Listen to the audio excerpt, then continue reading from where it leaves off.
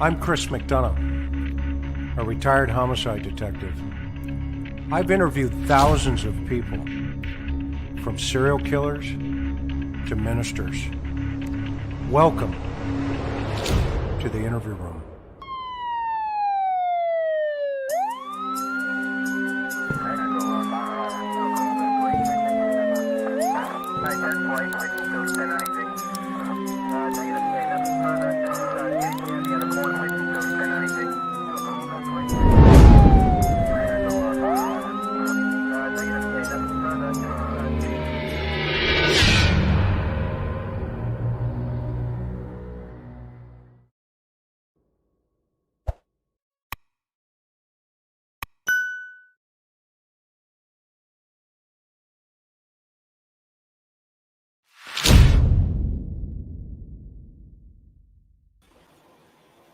Hey, everybody. Aloha.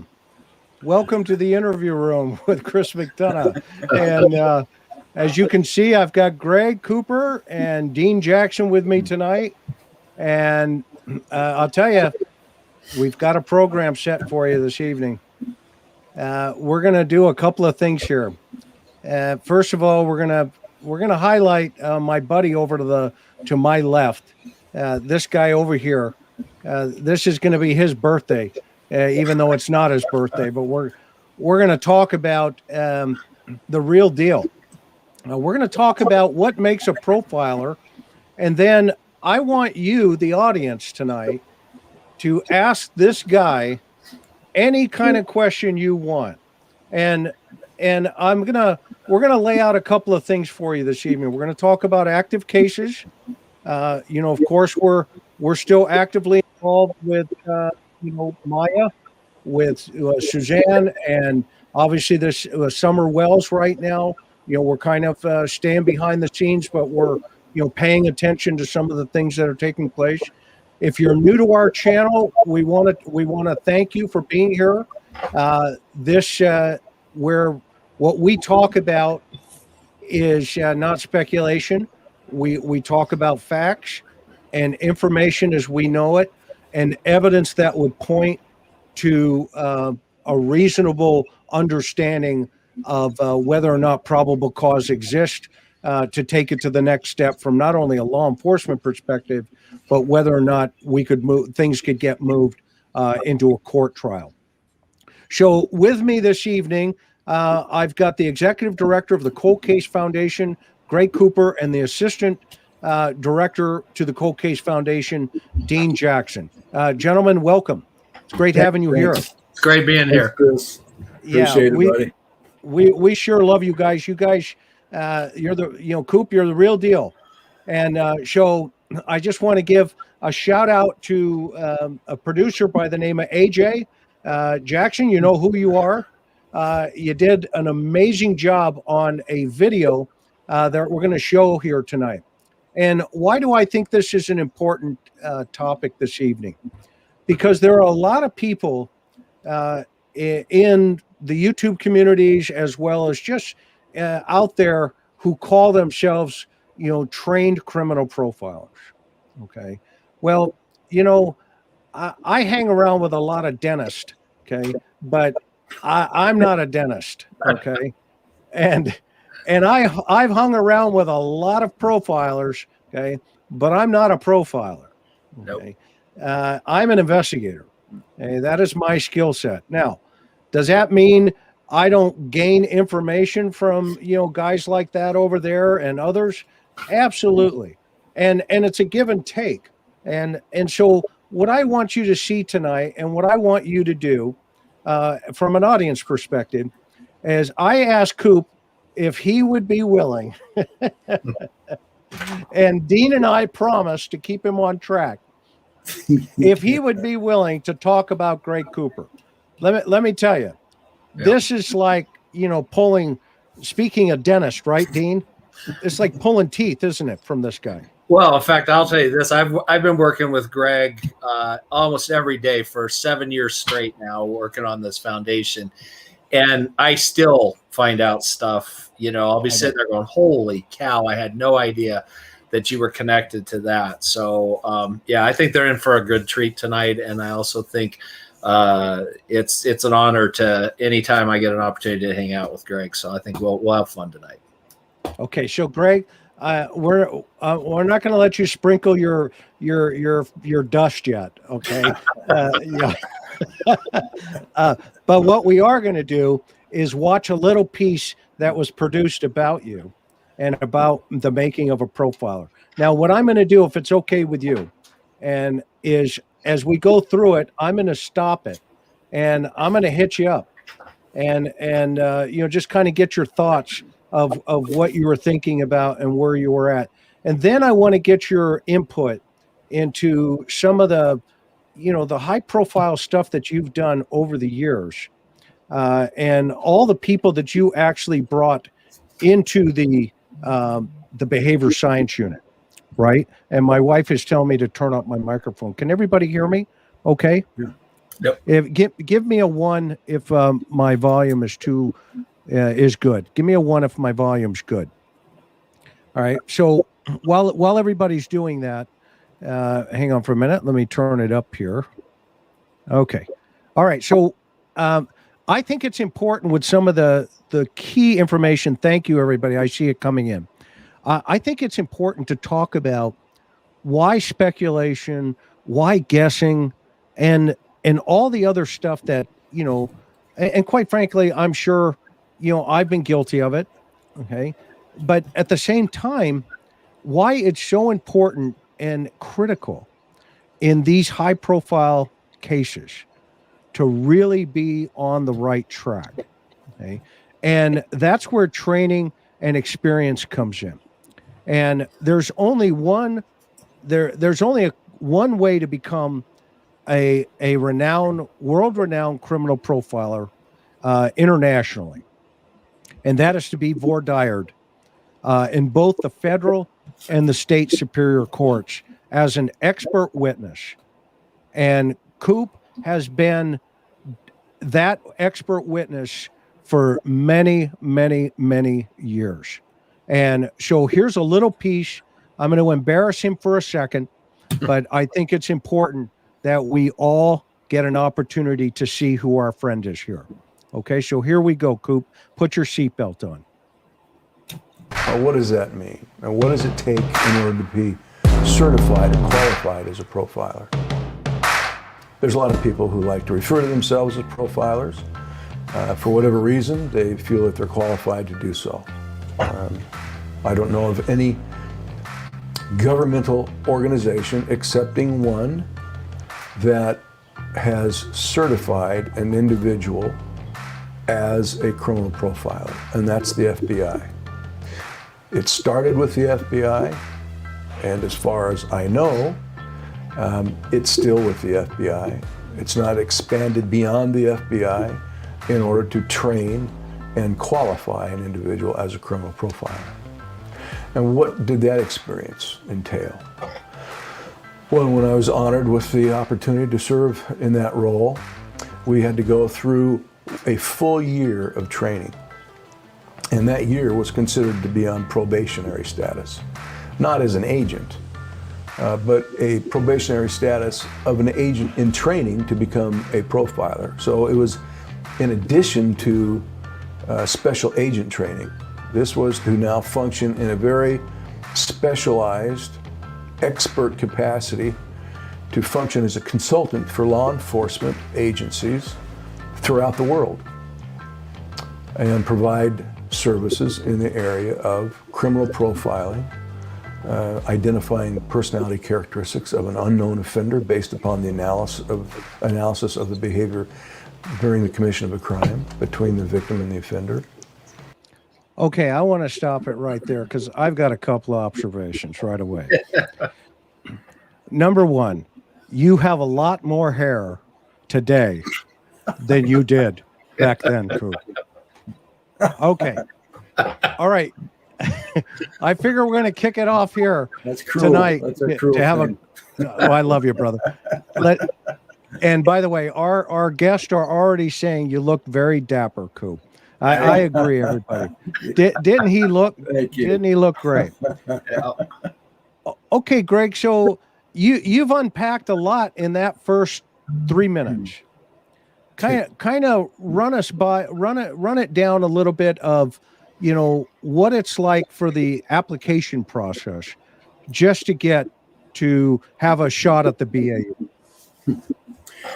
Well, I can only explain what my experience was and what drove me down that path. And that's not to say that some of the experiences of other profilers in the FBI were not different, and certainly they were. I think I would be referred to probably as the maybe the third generation. I've always thought more of the second generation of profilers, but I guess I was more along the line of third generation. If you go way back before they actually referred to some of the behavioral instructors at the FBI Academy who were pioneers in this area and started doing research with National Academy students on cases that they would bring to the National Academy. Howard Teeton, for example, is a name that goes way back, and he was an instructor in the behavioral science unit, and so I think it was before my time, and so he, I think, laid some of the foundation there, as I understand it. But the group that I was always familiar with as the primary group of profilers that really allowed it to emerge to the status of notoriety that it achieved. For example, in the television, or rather the motion picture Silence of the Lambs, was John Douglas.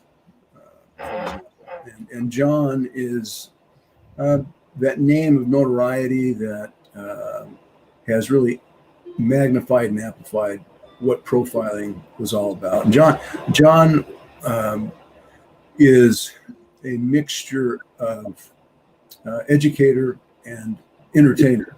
John is very, very good on his feet, and one of the funniest guys that you'll ever know. I don't know what the audience, I'm sure there's a lot of audience members out there that know who John Douglas is, and in fact, he's got another book coming out and a TV show coming out, I think, on Fox here this next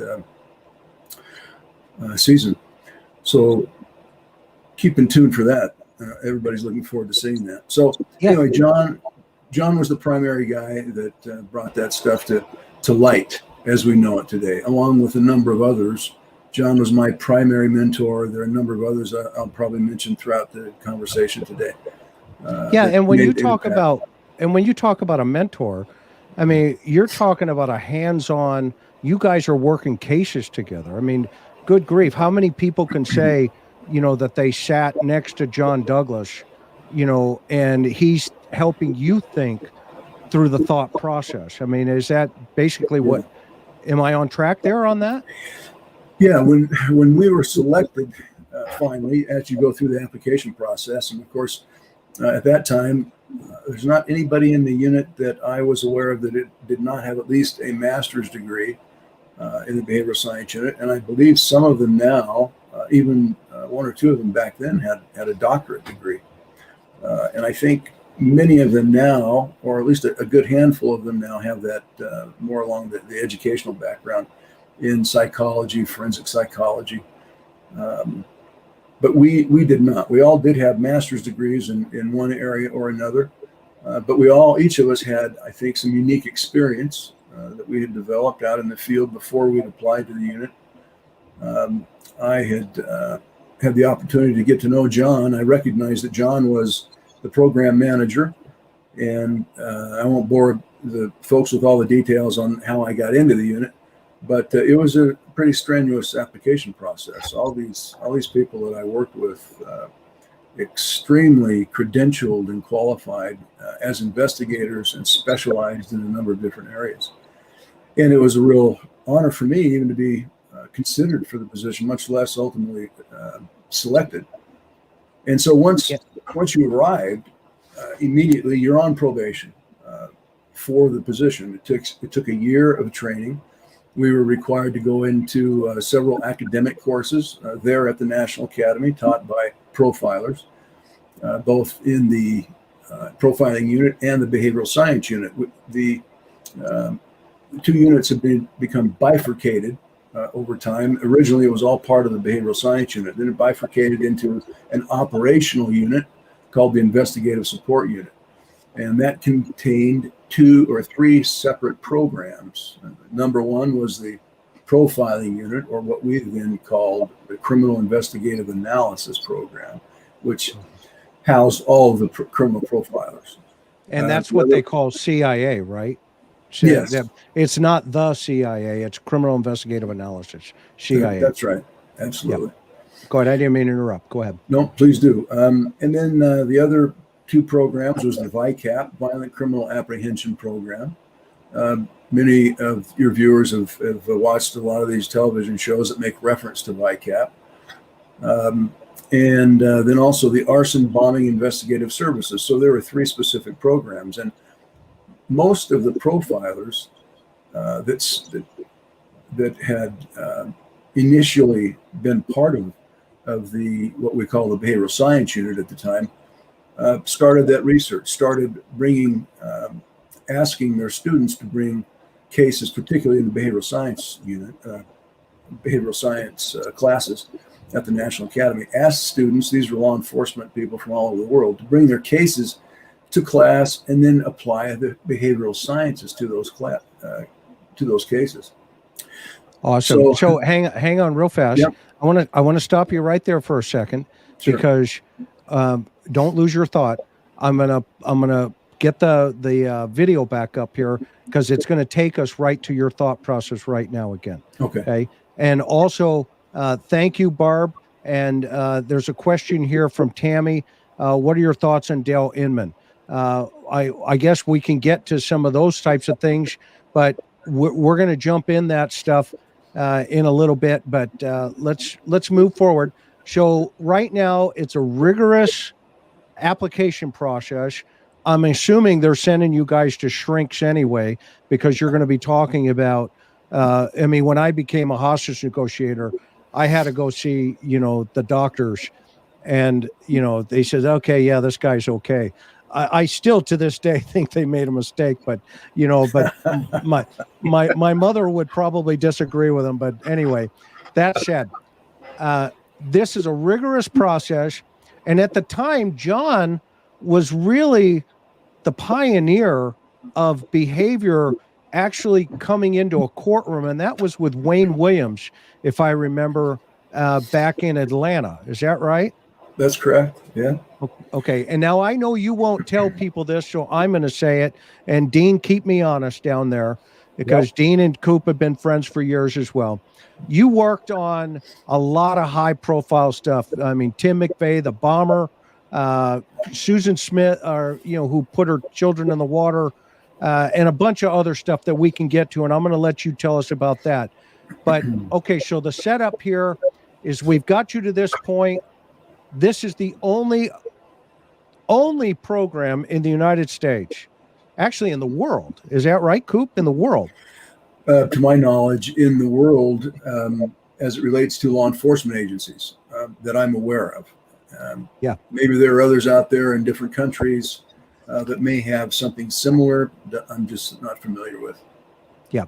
But they probably went through the BAU's training to start their own programs, because you guys were really the foundation of this across the world. So let me kick this up here, and forgive me. Don't lose your train of thought. I know you'll forgive me. You'll take me out for a cheeseburger or something, later. All right, you ready? Here we go. All right. Interview interrogation techniques, prosecutive strategies, investigative strategies, crime analysis. These are all services that are tangential to this concept of criminal investigative analysis, is what we called it back in the day. Now it's referred to as criminal profiling. We tried to stay away from criminal profiling, or profiling in general, because it was tainted by the thought that it had to do with primarily psychology. We are not psychologists. We are not psychiatrists. We are violent crime specialists who apply the principles of psychology, who apply the principles of behavioral sciences generally, and incorporate that into the investigative sciences. And with the right combination and the application of those sciences, under the mentorship of qualified people who have also qualified to become a profiler and who teach profiling within the FBI, you now are or have the opportunity to be tested, educated, certified as a profiler within that organization. Now, what does it take to do so? Well, there's a very heavy educational curriculum that was required of us during that first year of probationary status in that capacity. And that was taught by agents who were all profilers, experts in their own right. And when I say experts, I'm not talking about were they just qualified as a profiler, but every individual that ever taught me not only was certified as a profiler, but they had published numerous articles and periodicals and journal articles, including books, as experts in this area of profiling. For example, John Douglas was my primary mentor, who had published numerous articles in various topics related to profiling. Since he is really perceived and conceived as the pioneer of modern profiling as we know it today, certainly I took that as a very, very much of an honor to have that opportunity. And fortunately, I was also developed a very strong relationship and friendship to John. We're very, very good friends. And that's been a great sense of personal satisfaction to me over the years. He's more like a brother to me in many aspects than he was an administrator or manager or supervisor. And so what's required of a profiler? Well, if you've been successful enough in getting through the academic aspect of things and that curriculum, you also are tested and under the mentorship of profilers who monitor and oversee the assignment of cases to you individually to work and to provide crime analysis and profiles of unknown offenders to, based upon the analysis of that case and the application of the principles that you've been taught as a result of the academic exposure that you've received. So we were responsible to receive a case, to review that case, conduct our analysis and assessment, and then present it to our mentors, those primary groups of individuals, the ones I've mentioned to you, who were exceptionally qualified to serve in that capacity. Again, not just academically, but experientially. Not because they had a degree only, and all of them had at least a master's degree in some area that contributed to their abilities, but their experience. And not just as a profiler who analyzes a case, but a profiler who becomes an expert witness, who is tested and tried in court, who has to be qualified as an expert witness based upon who they are, what they've done, their education, the type of experiences that they've had, the type of crimes that they've analyzed, the publications that they were responsible for, and to be certified as an expert by a judge in a court of law. That is no easy task. It's a high honor, and it's an extreme challenge. Not just anybody is accepted as an expert in any field you have to be qualified by a judge. And you're presented to the judge, your credentials are presented to the judge, and your testimony is presented to the judge through the attorney that's utilizing your services to qualify you as an expert before you can testify about the application of your skills and abilities to the particular case at hand. So just stopping it right there for a sec, Coop. You've had an amazing career. Your mentor, I mean, you get into the BAU and there you are with John Douglas. And who else was in the unit initially when it kicked off, when you got there? Well, some other of my mentors were gentlemen like Roy Hazelwood, probably the best instructor and educator that I've ever known, certainly at the FBI and in any educational capacity. Ken Lanning, Roy Hazelwood and Ken Lanning often worked together. They taught separately, but they also team taught a particular class called interpersonal violence that they had developed. It was just a fascinating class. And Roy is no longer with us, unfortunately. Ken is still with us, gratefully. And let's see, Jim Reese, tremendous instructor. Also,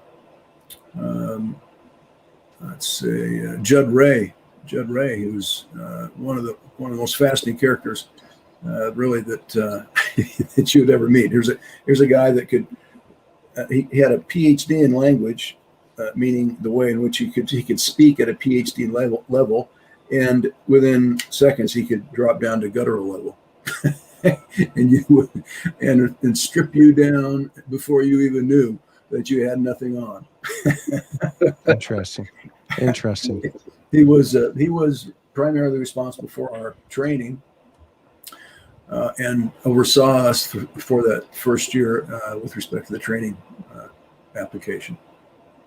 Yeah. So your initial phases then, real early on in your career, as you were coming in, were kind of the icons of the day. I mean, Kessler and just everybody up there. Robert Ressler. I didn't have the opportunity to know Robert very well. When I came on, he only had 3 weeks left before he retired. Got it. And give you a little insight. Of course, I was very interested in knowing what his thoughts were about what should I know as a new profiler coming in. And here he is retiring, leaving. So I approached him coming back to our offices after his reception, his retirement reception there at the academy. And we were walking together, and I asked him, I said, Robert, what would you tell me? Here, I've been here just a few weeks. I'm just getting started. What's some words of wisdom? And boy, without skipping a beat, he just says, it's better to ask permission than it is, or rather, better to ask forgiveness than it is permission. And really, that's almost the type of approach that these early pioneers had to take. Because it was such a new concept, and there was a great amount of risk associated with the introduction of this new art and science, because the FBI is the one that picked it up, and they either were going to be accredited with it, or they'd suffer the consequences of its dismantling it because it didn't work. And fortunately, it went the positive way and became a worldwide, very successful approach to investigations. And while it's not the panacea to investigations, it's another tool that will help every investigator. I've looked at thousands of cases over my going on 40 years, I guess. And I can tell you that not in one instance has profiling not helped in one form or another. And there is a misnomer about profiling. Profiling is only about coming up with personality characteristics of the unknown offender. And while that was certainly one of the services that we provided, it was not exclusive to that service.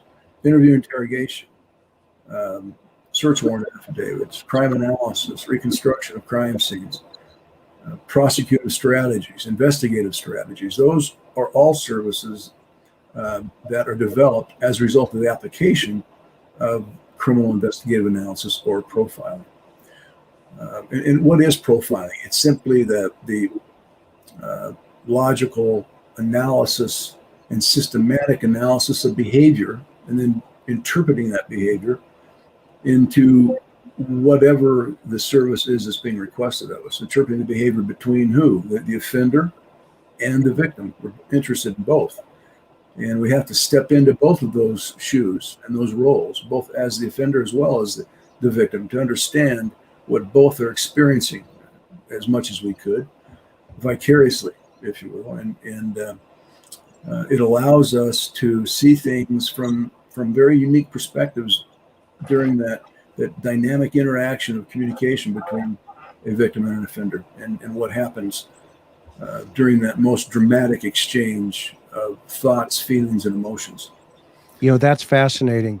And that leads me right into the last piece here. So I'm going to play the rest of the video, and then we're going to go to full screen here so where people can see you.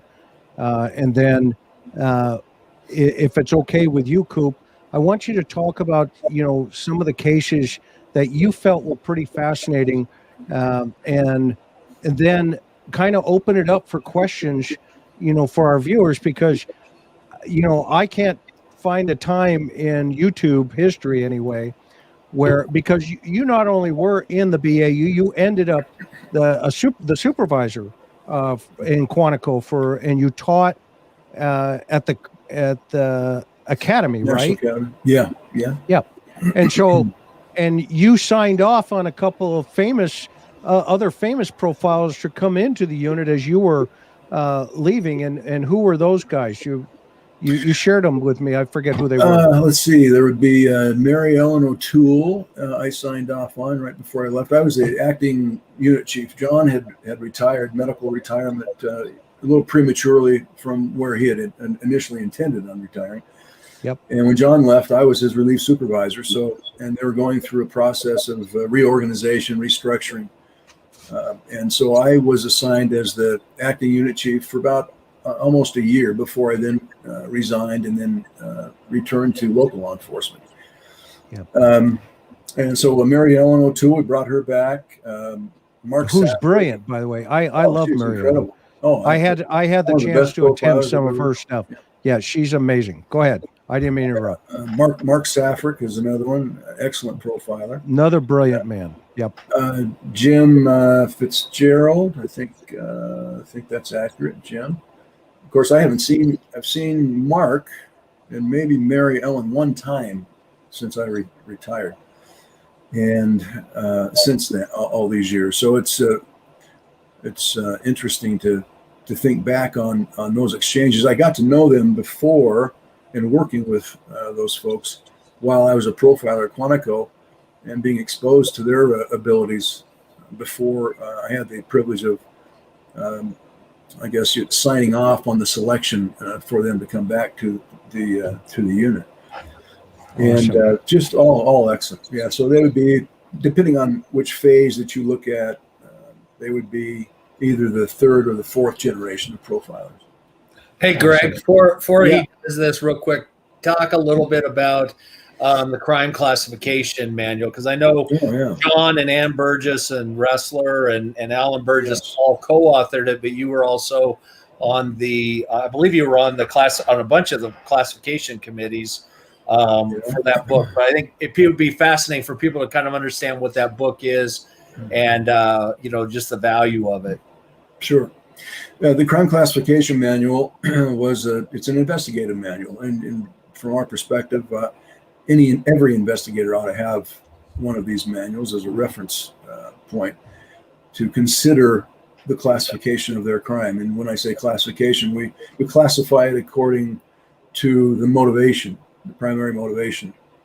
Victimology, we cover victimology in each case, the motivation, some search warrant information and affidavit information, as well as interview interrogation techniques for particular types of offenders responsible for those types of classifications. And there are over 400 classifications of homicide, sexual assaults, and arson and bombing cases. We classified it similar to the DSM-4, or is it 5 now? And so, which is the mental health guidebook for the mental health professions in classifying mental health issues. We use that same format to assist and provide insights to crime scenes that would help classify a crime, to give investigators perspectives on the motivation for the crime, so they can thereby determine, if you can determine the motive, you can most likely at least start to focus on the probabilities of who's responsible for the crime. Victimology, really focus on victimology, and then interview interrogation techniques, also search warrant affidavits, as I mentioned. So this is all for the investigative support and resources for law enforcement in helping them focus on the probabilities of certain types of offenders associated with those kinds of crimes. Yeah, no, that I have it still on my bookshelf. You know, that was almost mandatory equipment that, you know, when you became an investigator, they hand it to you and say, here, kid, get to know what this means. And yeah, it's amazing. I had the privilege of functioning and working on all the committees classifying each one of those crimes, along with all the other profilers that were there. I also had the opportunity to write a chapter in there on prescriptive interviewing. One of my areas of focus and specialization was in the area of interview interrogation, and where we apply the principles of profiling or criminal investigative analysis to the personality of either the suspects or the unknown, and come up with more effective, based upon the behavior that we see there at the crime scene, effective approaches, interview interrogation approaches. You know, he who's good with a hammer thinks everything's a nail, right? So it's something we've really focused on over the years in our classes. And yeah, that's in the manual. Yes, it is. Well, in fact, we talk a lot about in our meetings. Sometimes we talk about the fact that even if it is a nail and is a hammer, it depends upon whether it's a finished nail or, you know, there's different types of hammers, and that's one of the things that I think is interesting about, you know, how these things are applied. So, yep. So yeah, let's. We want to try to. You want to try to formally customize your interviews based upon the kind of personality that you're dealing with and the type of crime that's been committed. Oftentimes we use the same approach over and over again because it works. It may work generally for us, but we're working with different personalities, different nails, if you will. So you want to use that different hammer. You don't use a sledgehammer on a finishing nail, a carpentry hammer on a carpet, you know, some specialized type of nail. I mean, you try to use the same, or rather a more effective investigative approach, interview interrogation approach, based upon that personality. Yeah, fascinating. So let's get through the rest of this video, and then we're going to talk a little bit more about cases you felt were interesting. And then let's just open it up, Greg, if you're good with that. I'd love for folks to have an opportunity to ask you questions and kind of pick your brain. So here we go. Let's finish this. So these individuals are certified in many different areas, not just the academics, but the experiential and the cases that they review, and ultimately the ones that achieve a high honor and status of becoming an expert witness in a court of law as a criminal profiler, not just as an investigator or as a special agent, but an agent with exceptional qualifications and having met the criteria to be accepted as an expert witness in court. That's the type of credential that's required. in the FBI. To my knowledge, there is no other organization that has assumed that level of responsibility and stewardship. And I'm grateful for my experience and the honor it is to serve in that capacity and having received that experience.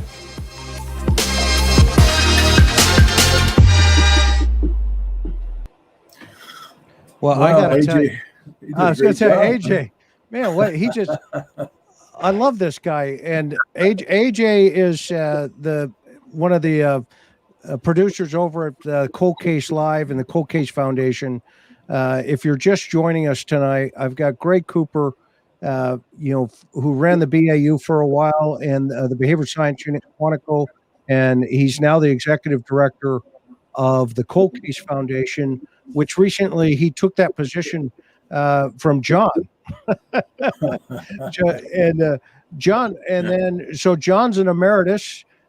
He's still actively engaged with Greg, and then of course Dean is here, who is in the number 2 position, the assistant executive director for Cold Case Foundation. And you guys, You forgot to mention what your position is in the foundation. I kiss babies and shake hands. You Yes, know how I do. Yeah. Very well. You know did a how great I job am. at it. That's why you've got this role. Well, I just think you guys are so humble that sometimes, I just love talking about some of the great things you guys are accomplishing. Not only that, I've noticed, and you chime in here for a second, but I've noticed in the last 5 years, there has really been a paradigm shift. And since this, I've gotten involved in the YouTube community here with, some of the great true crimers out there. I mean, there are some really smart people. And a lot of folks are coming to the table and saying, "Hey, I've got an idea." And I just think it's always amazing that the Cold Case Foundation has always been open to new ideas, and you're solving cases.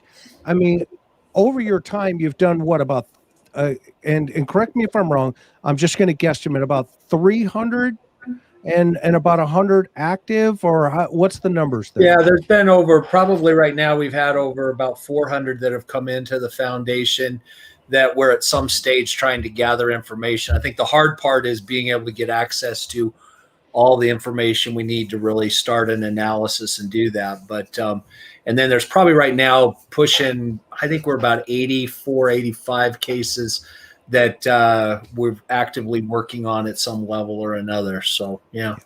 Yeah, and the public doesn't know. I mean, and you guys, the foundation doesn't go around and say, "Hey, take a look at us." This is literally behind the scenes, working in conjunction with that law enforcement agency on active cases. This is not, this isn't the YouTube community, speculation. This is sitting down with the investigator and saying, "What do you have? How can we help you?" And that in of itself is amazing work that your foundation does. And, God bless you for keep doing it. I'm very proud to be a member of the team. And I know there's 100 and something guys and gals that some of the most respected people, quite frankly, in the law enforcement communities are members of the Cold Case Foundation. I mean, you even have the gal who came up with touch DNA and the Bordeaux method, don't you? What's her name? Francine Bardol. Francine Bardol. Yeah. Hello. It's named after her, right? Yeah. And Francine's a part of the team, and the list goes on. The list just goes on. Okay. So that said, Coop, I've got this question. I got to put it up for Mimi. Number one, we have the best mods on this channel, and I want to thank them while I got a chance here before I forget for everything that these women do. We are so grateful on this channel for each of you. But here's a question coming at you, Coop, the first one. And then I want you to talk about, I like talking crazy stuff, right? So if you've got a crazy story, let share it with us if you feel that's the direction you want to go. So here's the question. Have you ever had a profile? Have you ever had to profile a person who had multiple personality traits, and or could it can be done? Okay. What do you think? Okay. I think I'd probably answer it this way. There are three basic portions of a person's life: the public, private, and the secret, for all of us. And there are certain portions of our personality that we share with people in each of those categories. Now, that's not to say that can be diagnosed as a multi-personality disorder, for sure.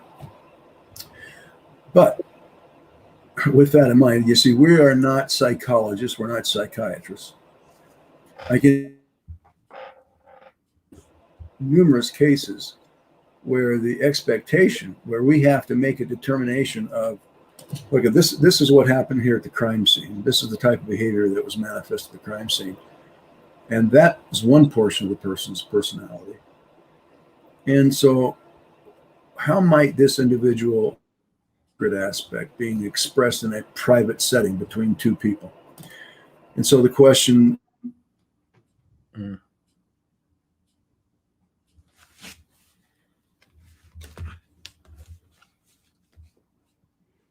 is that him or me? No, I think it's him. I think he's froze up. personality, not from a psychological perspective, but certainly from a behavioral perspective, that they are manifesting different aspects of their personality in different facets of their life and lifestyle. So, yes, we have from that perspective, but are we still on? Yep. Yep, you're here. Okay. You just froze a little, but you're back. Sorry, bud. I've That's had okay. a bad connection for the last several days. So I don't know if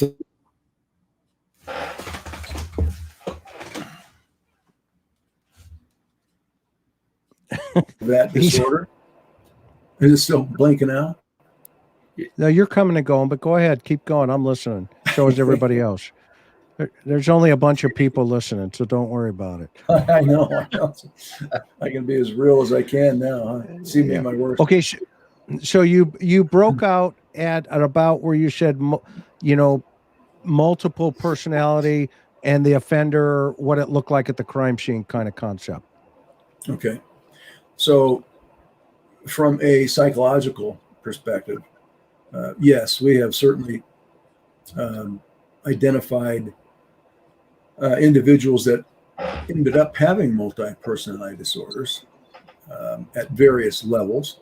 But even during the commission of a crime, you will notice that, and in our lives generally, every one of us have the three portions of our life, which is the private, the secret, and the public. And when we manifest certain personality characteristics in all those dimensions, but they're not the same. In my intimate relationships, I'm not going to act or disclose things in a public setting that I would in an intimate personal relationship. And even with those intimate relationships, there are things that I keep to myself that I may not share with somebody because I'm not sure how they might take it. I may have a thought or an opinion about something that could change, and thoughts and feelings change over time. And so we manifest different aspects of our personality accordingly. We do also in the crime scene. So, follow-up question to that point. Break down the difference between organized and disorganized type of offenders, and what you would expect to see at the crime scene from both of those personality types.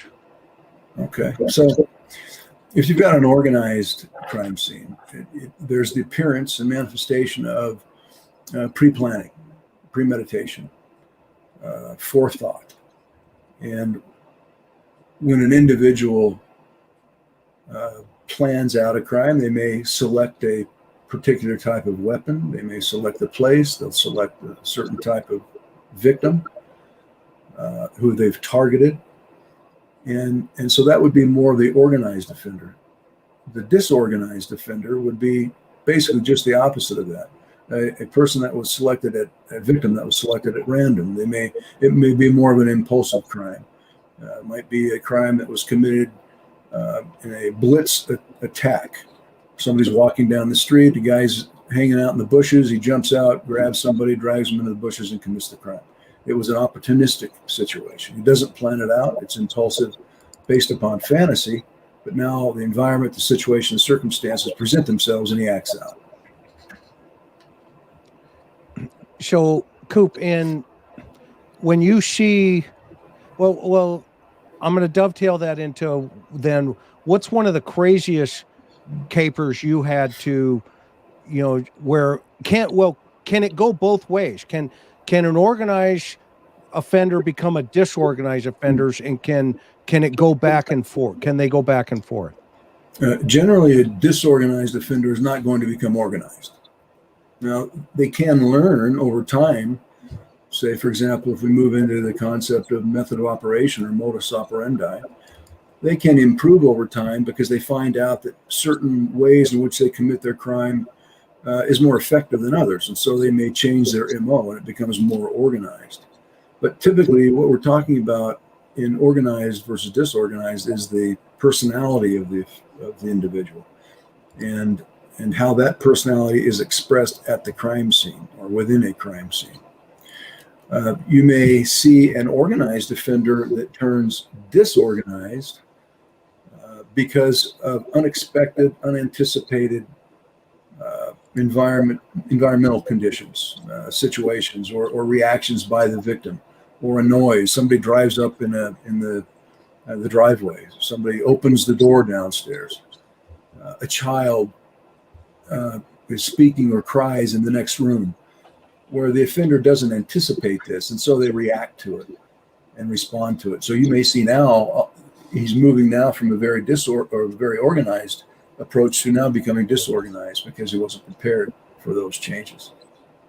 So the circumstance at the crime scene would be a variance in relationship to the behavior of that offender potentially. Yeah, absolutely. So next question here from LM. She goes, so disorganized isn't planned even if it's a fantasy. What are your thoughts on that? Yeah, again, keep in mind we're talking about a personality. The disorganized versus organized personality and the way in which the crime was committed is a manifestation of that personality.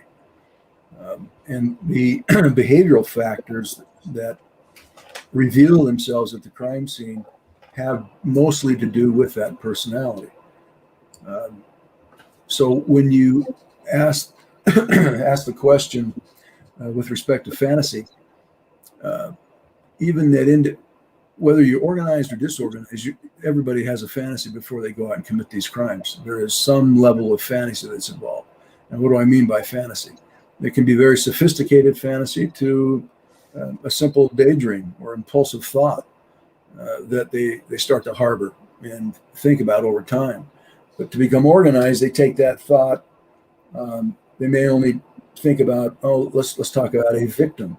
They've selected in their mind a particular victim that they would be interested in. But they've only taken, in terms of the planning aspect, only taken it to a certain level. They've never actually committed the crime in their fantasy. Maybe the fantasy's only taken them to the point where they're peeping in windows or they expose themselves. But they've never gone beyond that. And there's those individuals that they'll take it further and further in their fantasy before they go out and commit that crime. So the fantasy is very crucial element when it comes to the commission of these crimes, organized or disorganized, and they're manifested accordingly. And so then Barb asked, have you ever felt the criminal had the upper hand, quicker, smarter, etc.? And did your training teach you how to deal with that type of offender? I think Dennis Rader would fit into this number here, or even Timothy McVeigh, right? I mean, you worked McVeigh. So would that guy have fit into this number, into that comment there? Can I see that again? Can you pop that up again? Oh, sure. I knew you were going to ask me that. Now I got to go way back here. Hang on, Barb. If you'll forgive me, I pulled it down too quick. Okay, here it is. All right. There it is. Okay, typically, when it comes to interaction between a victim and the offender, the more organized, the more methodical and pre-planned that the offender is, the more probability they're going to have the upper hand. Why? Because they're planning out, anticipating, expecting, and they're ready. They're constantly at the ready. They're on the hunt. They're looking for the right victim that fits a particular fantasy that they've already identified. It may be somebody they know, or it may be somebody that bears similar characteristics to somebody that they know. So they vicariously are committing crimes as against people who are substitutes for the individual that they may harbor certain feelings toward. And so they're definitely going to have the upper hand with respect to the fantasy, depending on how sophisticated that fantasy is. And the victim, typically we don't walk down the street anticipating becoming a victim and what we would do in the event something were to happen. If somebody attacked me, what would I do? How would I do it? What would I say? Most of the time they're taken by surprise. And we haven't fantasized as potential victims what it would be like to be a victim and how we would handle ourselves under those set of circumstances. And that in itself puts us at a disadvantage. The more we think about that, the more prepared we can be and be willing to act quickly under a set of circumstances where we're being attacked. If not, it's all brand new. We have to make those decisions in a moment, what we're going to do. And if the offender is utilizing leverage, saying you've got kids in the house and he's suggesting to you, you either cooperate with me and I won't hurt your children, or I will hurt your children. Typically, what would you do in that circumstance? Well, generally what happens is most likely you're going to do everything you can to protect your children. And consequently, the offender has the upper hand. So if we don't think through these things, we don't think through the various different aspects and ways in which we can respond and react most effectively. And it's just as important for us to imagine ourselves in that situation to successfully protect ourselves and our families, that as it is for an offender to be able to successfully commit their crimes. Interesting. So the next question here is, why do some people act on their fantasy and some don't? Greg, what's your thoughts there for everybody? That's a very interesting question.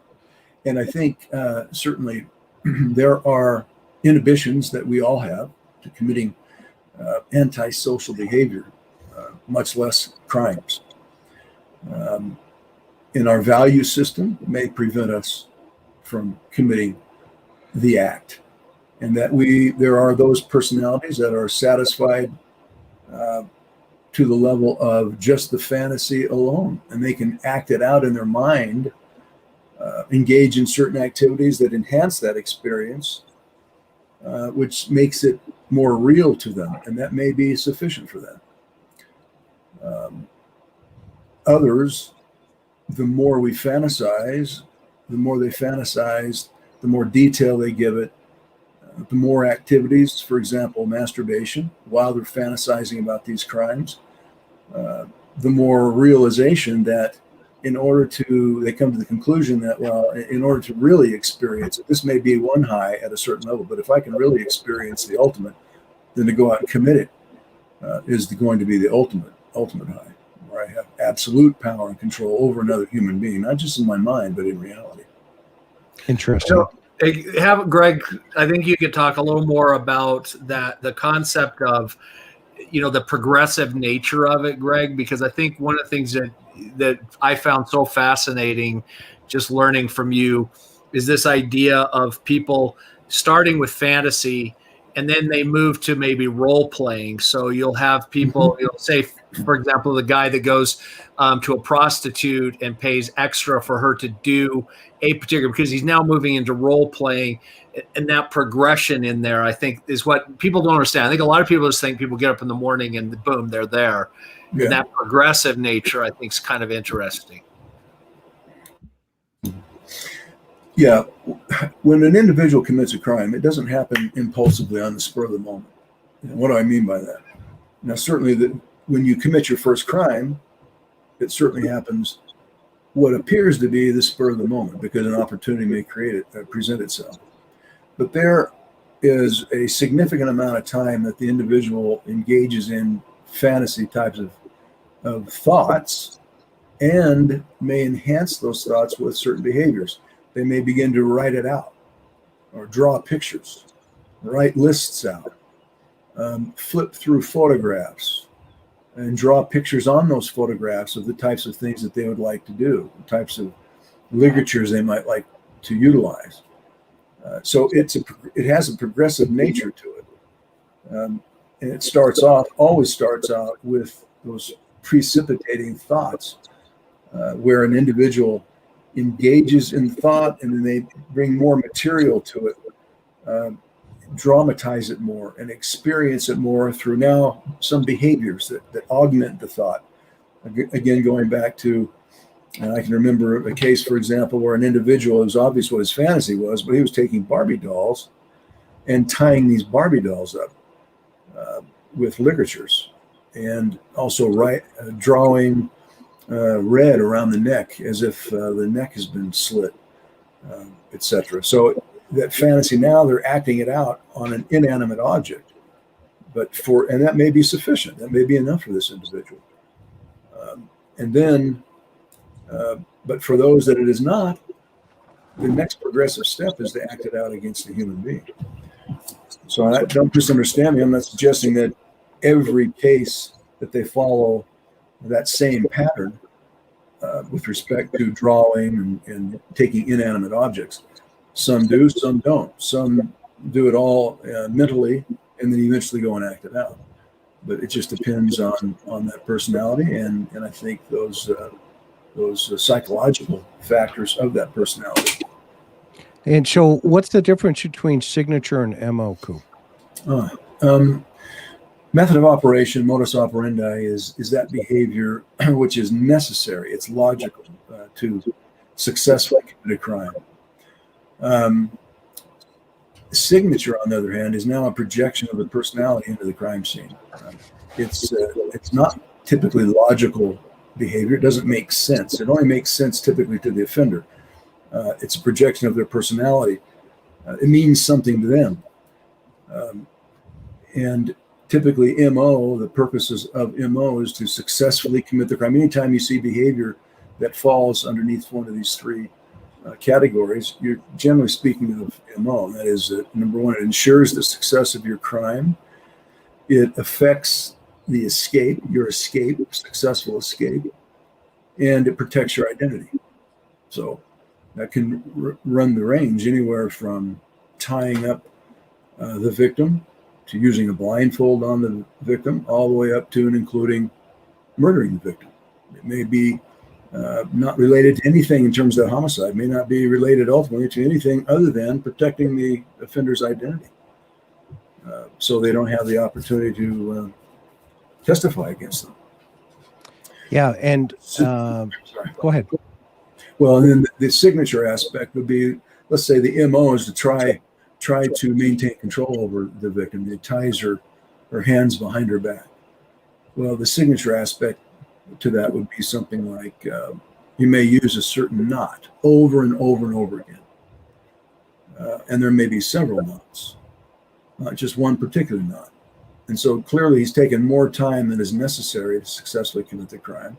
He could use any type of knot that was effective, but this particular knot has some symbolic or at least personal reason why he utilizes this over and over again. So the signature is the projection of the personality, and the MO typically has more to do with logical, rational behavior that people learn over time and can improve their success as a result of it. So, and the tools of the trade, like Bundy and his Volkswagen, what category would that fall into? Signature and or MO? That would be more MO. He knew exactly what he was He had his vehicle. He was familiar with the vehicle. He had used it for a long time.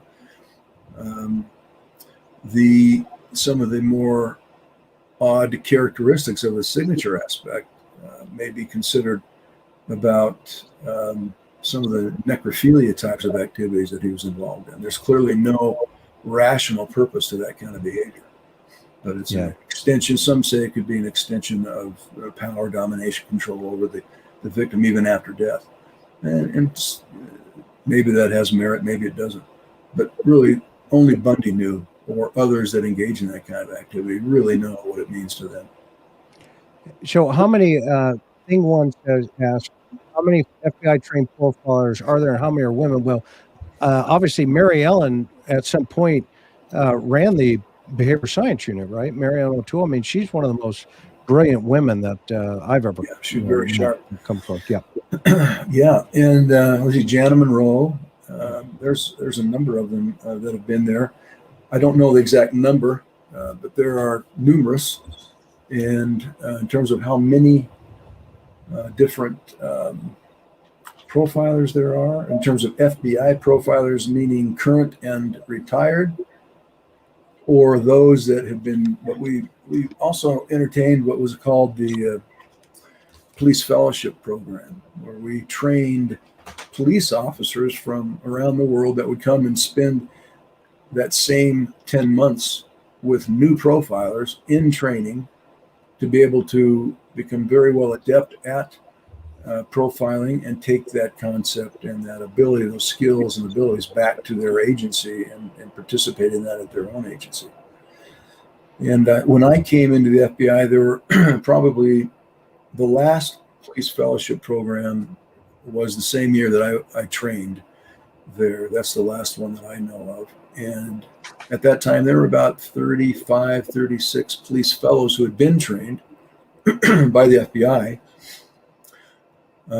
And then with the FBI, there's probably, I'm going to guess somewhere around 50 probably current that are either retired or standing.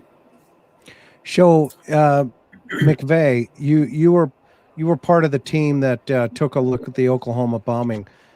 Give us a high-level run on how you guys unpacked that problem.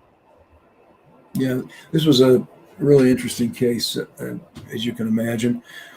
I had the opportunity at the time. I was the acting supervisor, unit chief for the profiling unit.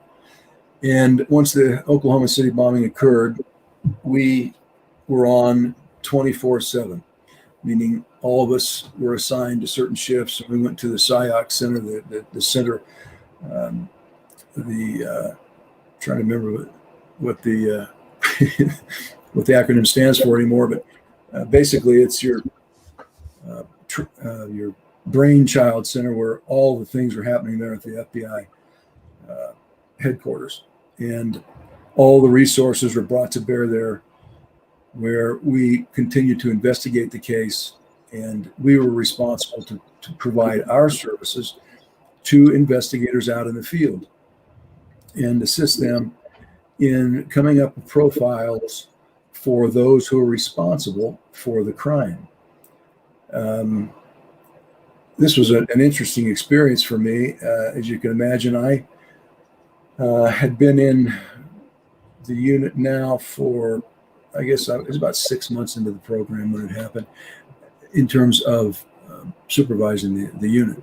And so we made our different assignments. It was during the day that I had actually just finished a 12-hour shift.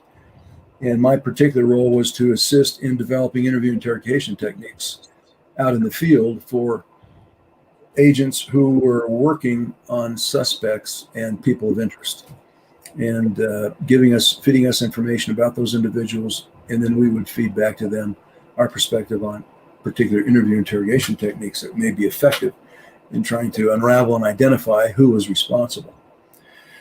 Well, I had just finished my shift, and the new shift was coming in, and Director Louis Free had come in that morning. Louis? With us. Yeah. In fact, it was the first time I'd ever met him. And he wanted to meet with us there from the behavioral science unit that were assigned there that day before we left. And being the supervisor, of course, I had to be there in the meeting with him, and he asked specific questions of the group. And the questions were, number one, was this committed? This is what he wanted to know. Was this committed by a lone wolf, or was it committed by some fringe organization, paramilitary group, as an example, that was responsible for this attack? Number two, was it a once in a lifetime, so to speak, or a one-time crime, or is this going to be an organized effort now to make several attacks around the country? So I said, well, it was about 10 o'clock in the morning, and I'm thinking, well, we need a little time on this. What are you thinking about? Maybe tomorrow morning? He says, no, I'd like it at 3 o'clock this afternoon. Oh, man. And so we got together. He left, and we got together and went through the assessment process of all the information that had come in on this particular case.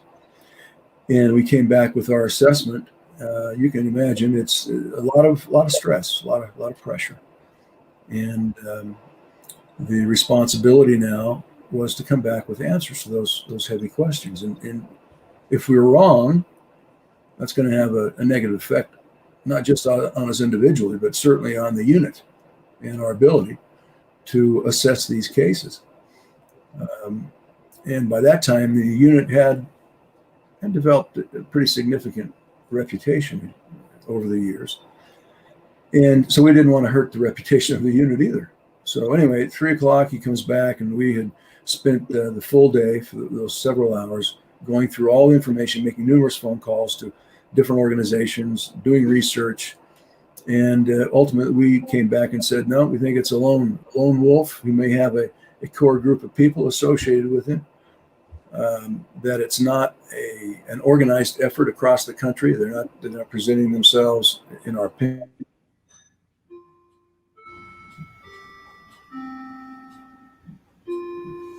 That's somebody's clock going off.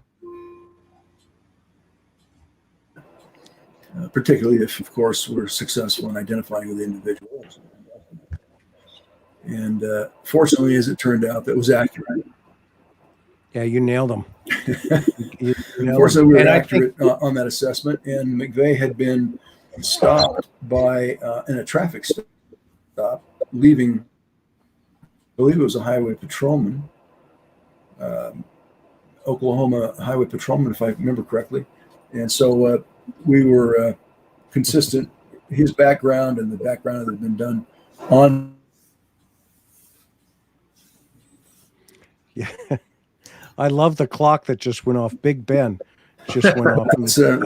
Jules says, there was a clock or something just went off in the background before you faded out. It sounded like Big Ben. So shout out to all of our friends over in the UK. We appreciate you sharing with us tonight. We love that. So it looks like you just answered Annie's question. Is a profiler chosen for a crime or a few work? Obviously, you guys, would collectively, depending on the magnitude, right? Well, how would you assign? Depending on the magnitude. Basically, we were structured by region, and each of us had a region. Each of the profilers were assigned to a geographical region. My initial region included the Northwest Territory of the United States, and they added Hawaii, I don't know why, and Alaska. But I was happy to receive them and work cases out of Hawaii. So it depends on your assignment and the magnitude of the case. Interesting. So we've got just more of a comment here. Let me pull it up here. I just saw it. Here it is. From Stacy. She says, Greg, I have a Bachelor of Science in Criminal Justice, currently working in forensic chemistry. How could I move into behavior science school investigations? What would be a good transition? Join the FBI. Yeah, yes, get in the FBI. That's your first step. And with that background, that your academic background is a great background in those initial steps. So I would say finish that education. You have at least a bachelor's degree. to get into any federal law enforcement agency. And to move into the behavioral science unit now, I think you're going to have at least a master's degree in either the behavioral sciences or the forensic sciences. And beyond that, you're going to have at least when I was in, you had to have at least 5 years experience out in the field. And even back then, there were only 3 of us that came in with that same amount of experience. Everybody else had that we'd worked with had typically 12 to 15 years our senior in the unit. So they brought us back a little bit younger.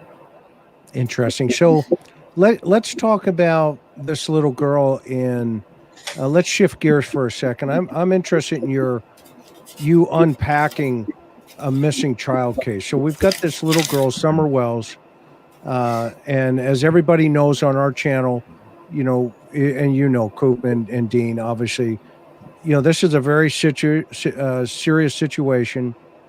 It's fluid, active investigation, 850 tips.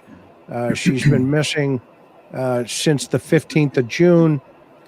Various types of stories coming downstream. One, mom walks away for a couple of minutes, boom, the child disappears. 2, mom says she escorts the child back to the house and then, steps away for a little bit. So there's a lot of dynamics here. I would like you to, if this case came to the BAU today and you were obviously, the supervisor of that unit, unpack for the audience what are the steps and why it takes so much time sometimes to do a behavioral assessment and or a suspect profile. What are the necessary steps? Oops, sorry, here Chris, you come. can you hear me? No, okay? you're back. Yeah, you're good. I'm back, but I didn't hear anything you said, so I'm going to assume what you said. How would we unpack that case? How would it be assigned? Yeah, what would we look at? Okay. And then talk about Coop, why the victim continuum is so important, and how that fits in missing children, and why that's important. Go ahead. Yeah. Well, the first thing that we look at on any of these cases, and especially child cases, is victimology. That's the first step we ought to be focused on. I mean, unless you've got a smoking gun, you're still looking out there to see who's responsible for the commission of the crime. And so what we're attempting to do to begin with is isolate the both in activity and risk level of the victim, to find out who the interactions, with whom the interactions have been within that time frame proximate to the time of the disappearance of the child. What's been going on in the last 24 to 48 hours, and especially that time frame that an accounting is being given by those who had responsibility and stewardship and care over that child. So first of all, we look at victimology, and that is understanding who the victim was, as if we had known them intimately. When I say intimately, personally. We want to understand personality characteristics of the victim. We want to understand their lifestyle. We want to understand their background, their age. Now, of course, she's a small child, so there's a lot of aspects of a personality that aren't available and aren't even relevant when you have the disappearance of a child. But nevertheless, we're interested to know on the victimology continuum, those activities that are associated with that child proximate to the time in which, in this case, she disappears, what her activities were, who can verify those activities, who can verify the accounts of the account that's being given. Trust but verify. And when I say trust, you make the presumption that whoever is giving you the information, I think it's oftentimes we say, well, we mistrust everybody we talk to, and that's not true. And in fact, I think when I say we're law enforcement. We kind of look at things with a jaundiced eye, not necessarily, particularly when it comes to a child. You've got horrible emotional trauma that's occurring within the family, as well as, of course, what the poor child is going through. So recognizing that, we're going to make a presumption that the information they're giving us is accurate. But we have to validate, we have to verify all of that information that's being.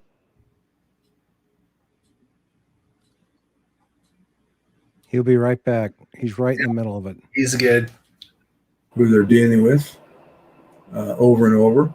Each day there's a pattern of activities that are occurring, a pattern of caretaking. And what we find out is we make the estimation as to whether or not, both in activity and lifestyle, is that victim what we'd call low, medium, or high risk. Sorry, but Yep, you're still here. You're You're good. still here, Greg. Keep going. can you hear me? Yep. We got you. Yes. Can you hear me all right, Chris? Yep, you're good. Yes. I wonder if I had to sign off and come back on. If you sign off, you're going to leave me here alone. He did. We're stuck alone. Oh, I love it. Hey, guys, I'll tell you what, guys, this is an opportunity for, for everybody in our channel to really, Greg, he ran the unit. I mean, if TBI was going to send a package over, and he was in the unit, it hit his desk. We're listening to the big kahuna here, as I call him. I love it. Try to listen. Okay.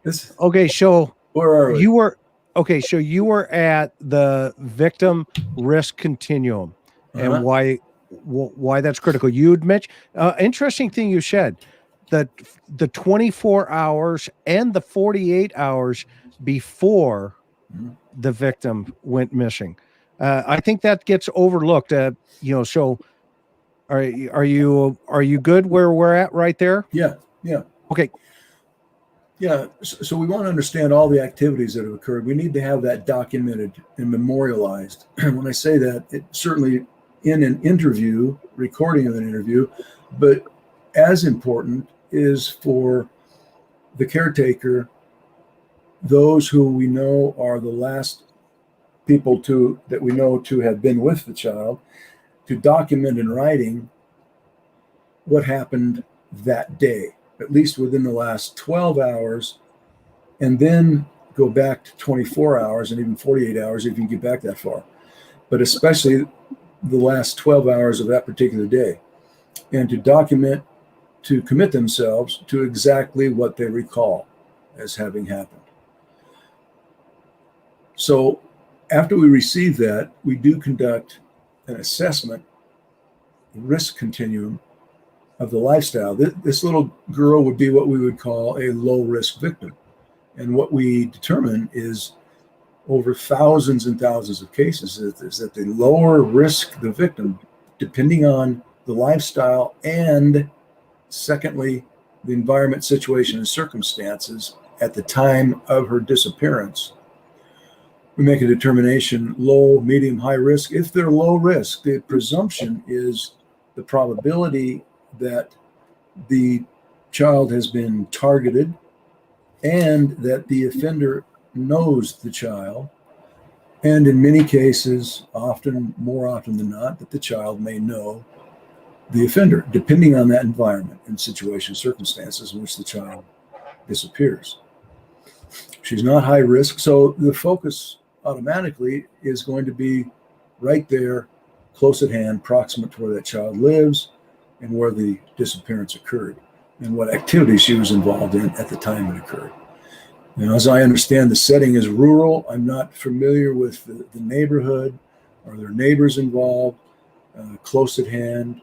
Are there visitors there? Are there transient people in the area? I don't know those things.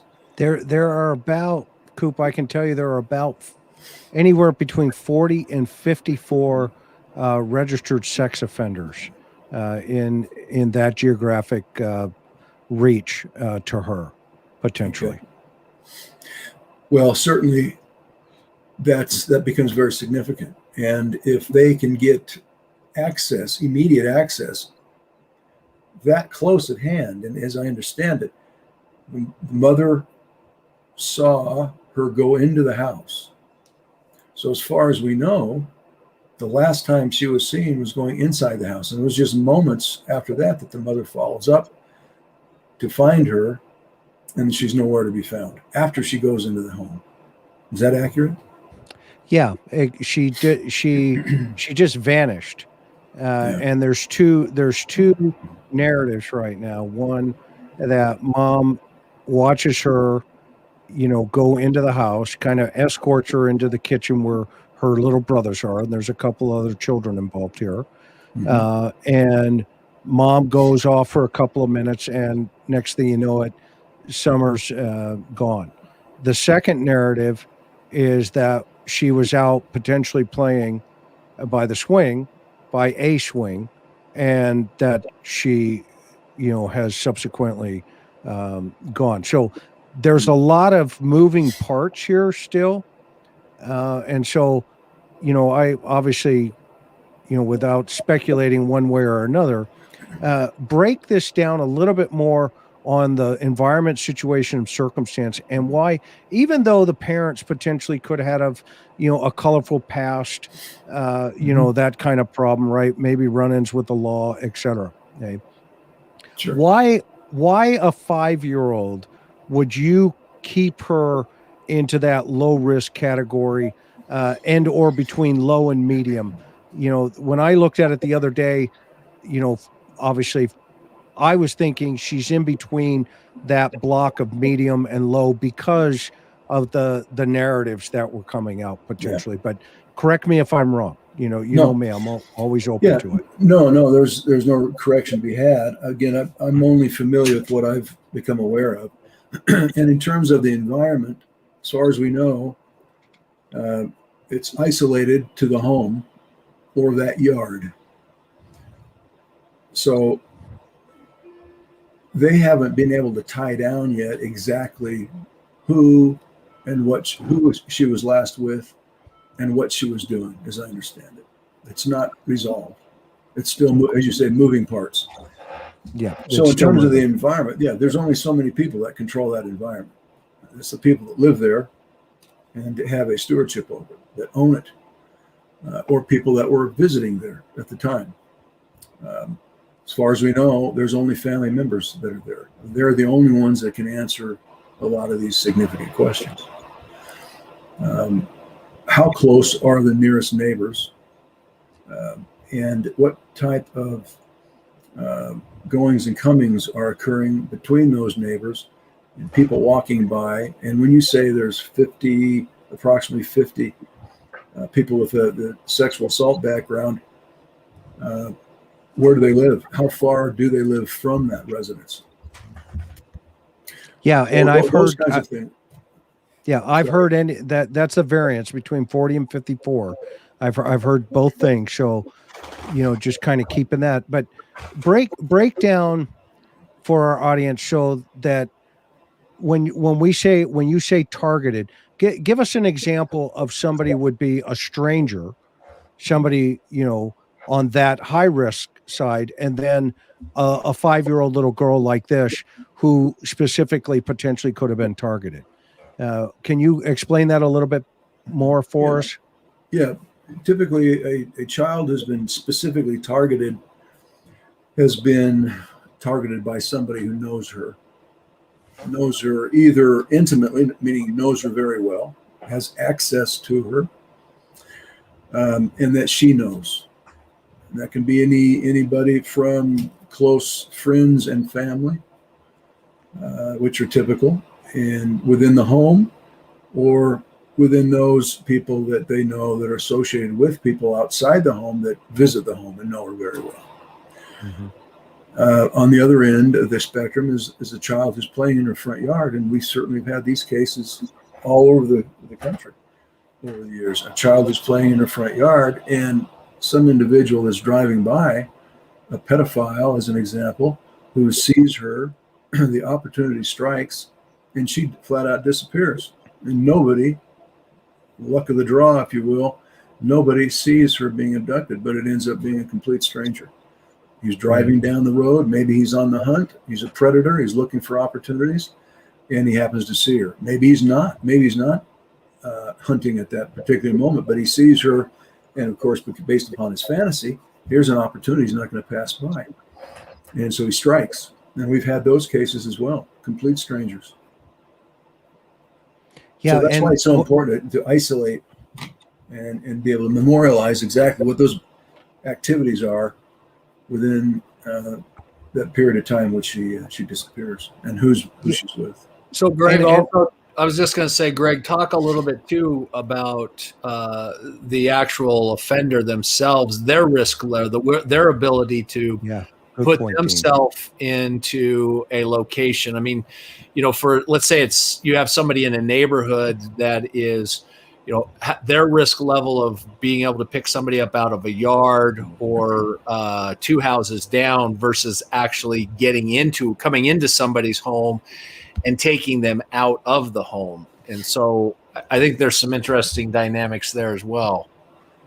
Yeah, it's really quite amazing the various levels of confidence that these offenders have, particularly those who are interested in children.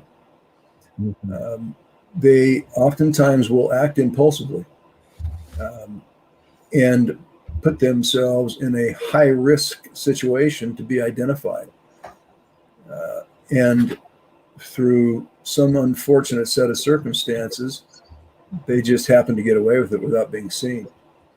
A child riding their bike on a rural road down in Midwest Ohio, as an example, and guys driving by sees a young girl on a bike, and he's got a van, and the opportunity is his. There's nobody else around. Pulls over, takes her and the bike, throws it in the van, and she belongs to him. Well, these things happen. It's very disturbing. In a case like that, not much risk level for an individual like this, but for the guy that places themselves in an environment where they could actually be apprehended in the process, it shows you how impulsive these individuals can be, and that how driven they are by this, from a Freudian perspective, this id aspect of the personality. Break that down a little bit more, Coop, in terms of help. What exactly? I know where you're going, but for our viewers, break down why these guys are so compulsive sometimes, and they just really violate their own rules, right? Yeah, it really becomes a personality issue, and the level to which they have been able to control these impulses and motivations, and the level to which they control even their fantasies. Because once that fantasy gets to a certain point, it's similar to a drug addiction. There comes a point of no return when, I don't know if you've ever been out to Niagara Falls, but there's a lake right above Niagara Falls. And as you're walking toward the falls, you come to a particular demarcation line with a sign on it. And the sign is basically warning you not to get in the water beyond that particular demarcation point, because once you hit the water, it will drag you over the falls, and there's nothing that's going to stop it.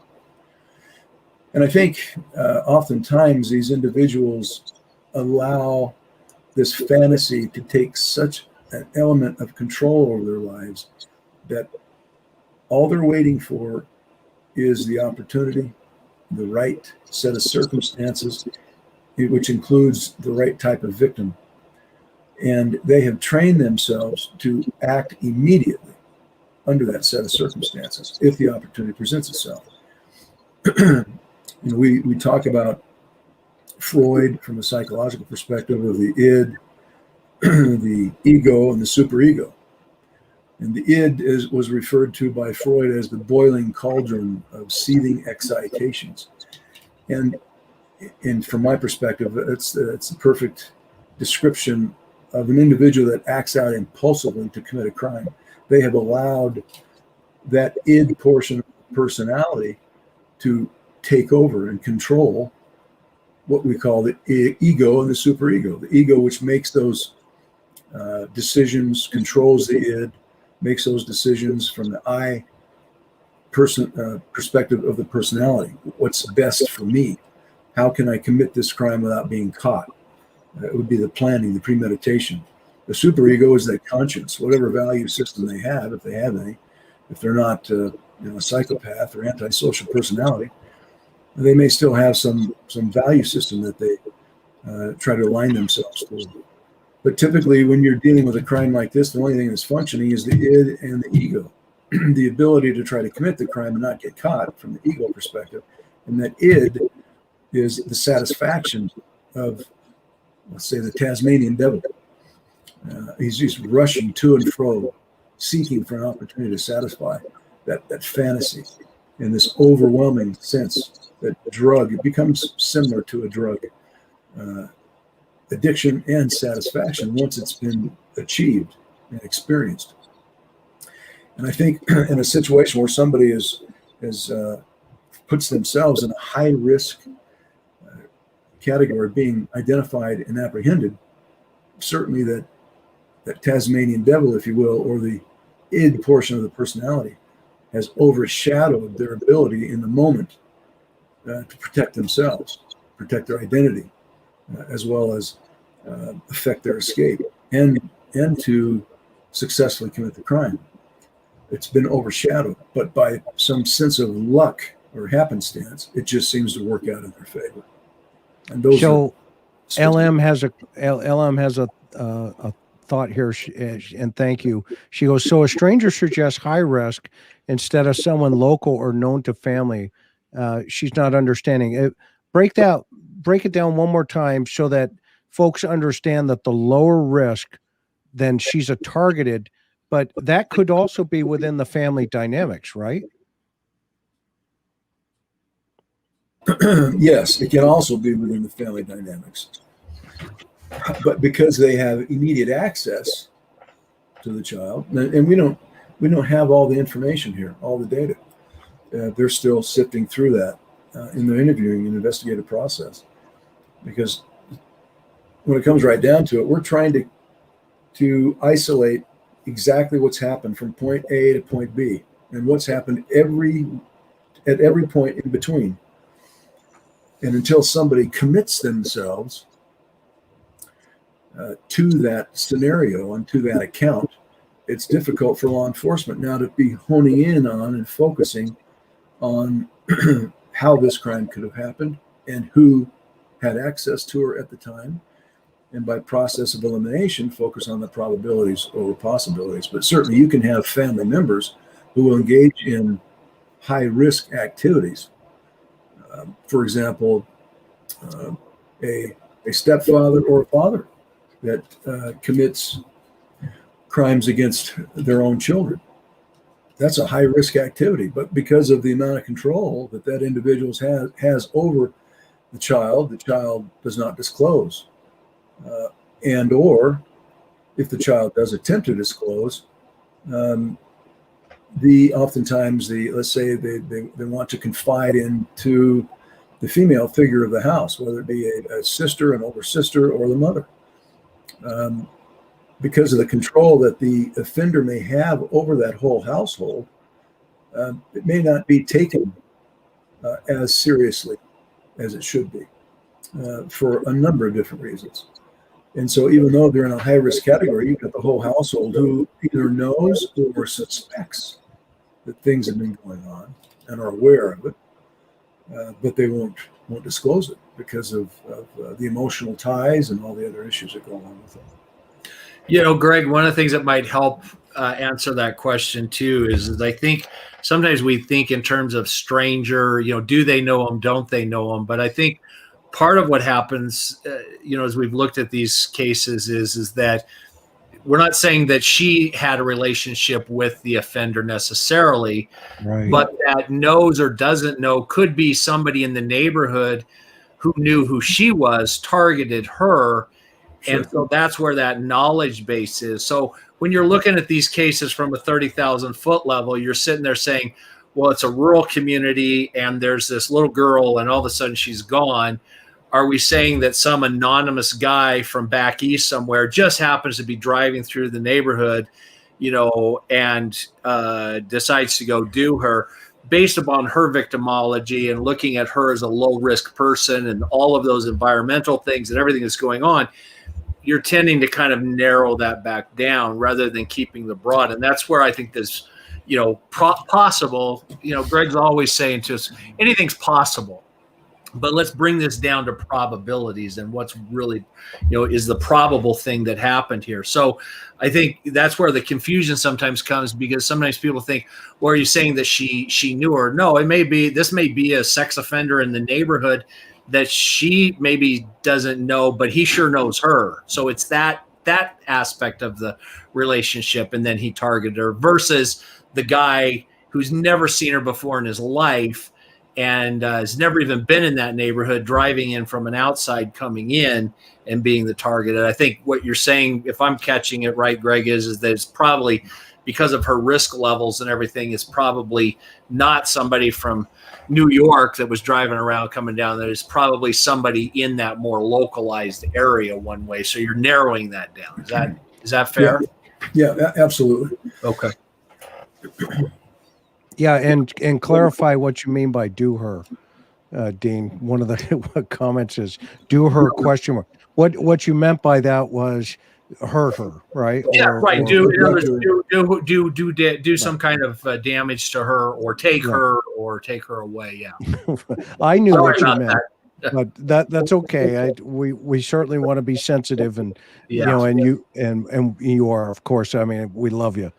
But that said, and well said, Dean, by the way, that said.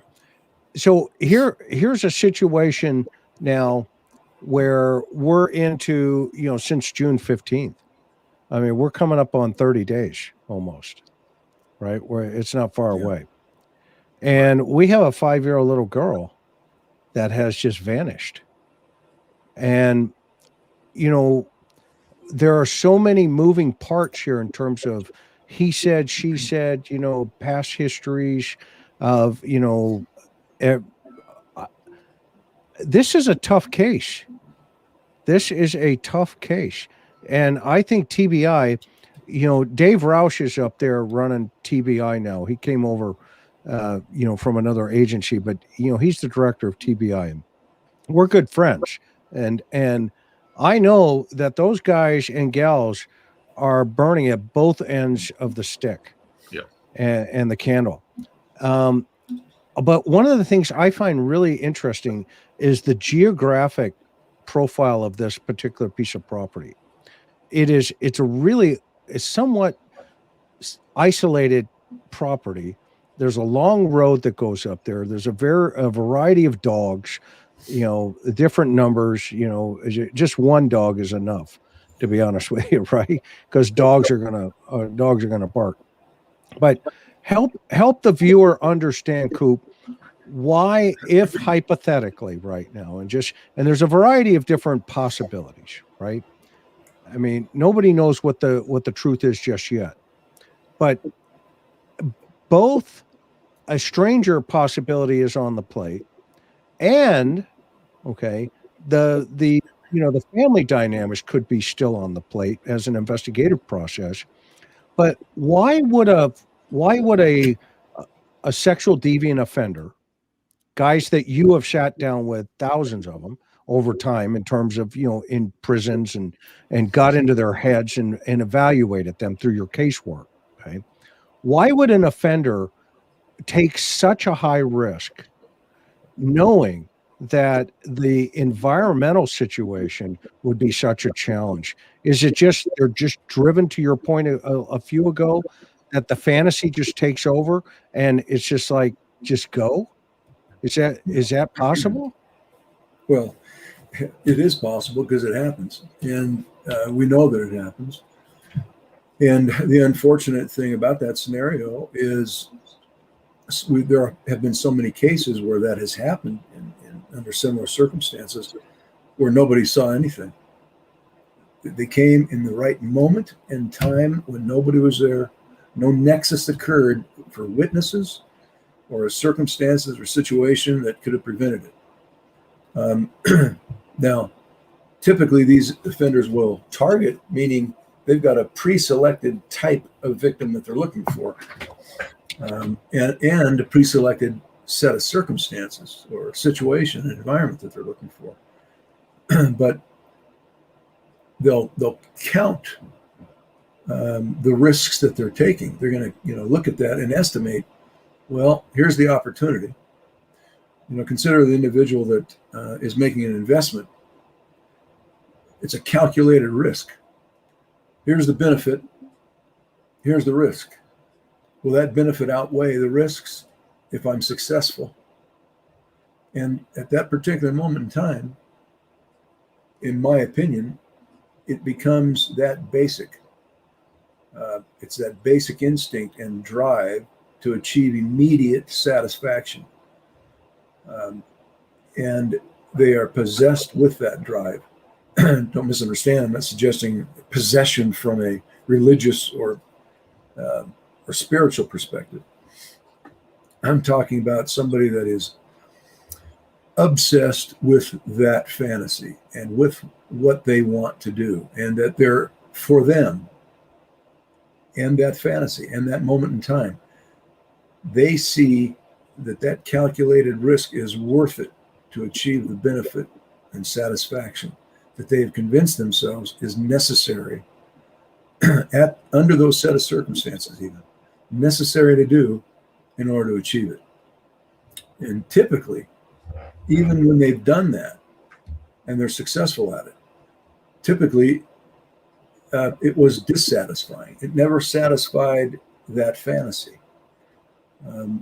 And that's, in my estimation, why so often these people are serial offenders, and they'll go out and do it again in order to achieve that level of perfection that they've created in their mind, which we all know, at least for most of us, that even in fantasies that have driven our own experience in high risk activities, hobbies, etc., that typically reality never satisfies, never achieves that ultimate fantasy.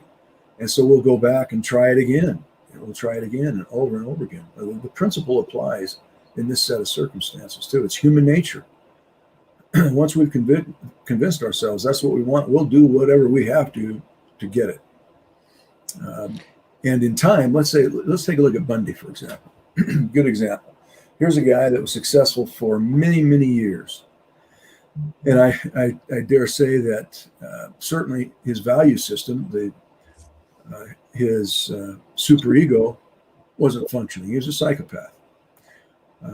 He justified everything that he did. So the only thing that really focused on him from a psychological perspective that drove him was applying his ego to control the id, to keep himself out of trouble, to select the right kind of a person, use the right approach, bring them to a certain area to gain control and power over them, so they can remove them to another area where he would commit their crime, spend hours with them, leave them, and then come back and continue to commit his crimes against them. So as long as he had the ego involved, where he's trying to control the environment, the situation, the approach, the type of approach that he's going to use, the type of victim that he's going to approach, and use his charm and charisma, which he did have a lot of, he was very successful. So what happens? He goes out to Florida, to the Chi Omega house, and assaults at least 4 co-eds while they're sleeping. So what's happening? He's losing that same control. The id is overtaking, again from a Freudian perspective, id is overshadowing that ego. It's not protecting him as much. Now he's doing stupid things comparatively. He's elevating his risk level to be getting caught, to leaving evidence, DNA evidence, etc. And of course, the last victim that we know of anyway was little 12-year-old Kimberly Leach. He takes her right out of a schoolyard, approaching her and suggesting, and takes her. So who knows what he told her? Telling her that her parents told him to come get her, and he's going to take her to them for whatever reason. Who knows what story that he told her. But he was actually seen with her, escorting her through the field, the school field, into his van. Little Kimberly Leach, 12 years old. Well, this is not the type of victim that we were familiar with that he was selecting. But, the guy was a fugitive at the time. Every law enforcement agency in the country knew who he was. His poster was on every post office. Top 10 FBI most wanted at the time. And so everybody knew him. But he's still out there. And for all intents and purposes, I mean, logical, rational behavior would say, hey, back off. I got to control this or I'm going to get caught. What did he do? He ends up not only selecting the highest risk set of circumstances to abduct his victim, but ironically, she becomes the one that he ends up becoming convicted as a result of abducting that high risk or low risk victim, but high risk activity. So I'm going to answer this one here from Pinksy. So what about drug and alcohol, abuse of the parents, also the one way in the property, dogs not barking? Those are definitely all considerations in the victimology and the environment, situation, and circumstance that Coop's talking here about for sure. And thank you so much for that comment. And all of those do play into the victim continuum, and they all have to be assessed appropriately. And you're right. There is a whole bunch of, problems for sure. I mean, I watched the interview with mom, and in my opinion anyway, she's definitely under the influence of something. And I'm not saying that it's stuff that's put on board. I'm not saying that she self-ingested it.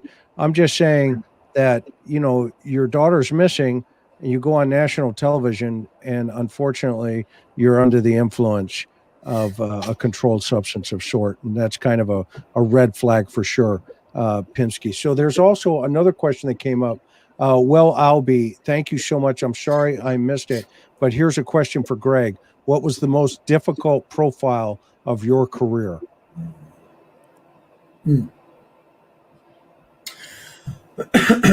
that still haunts me is a case out of Tennessee of a 13-year-old girl that was raped and murdered in a garage within a neighborhood.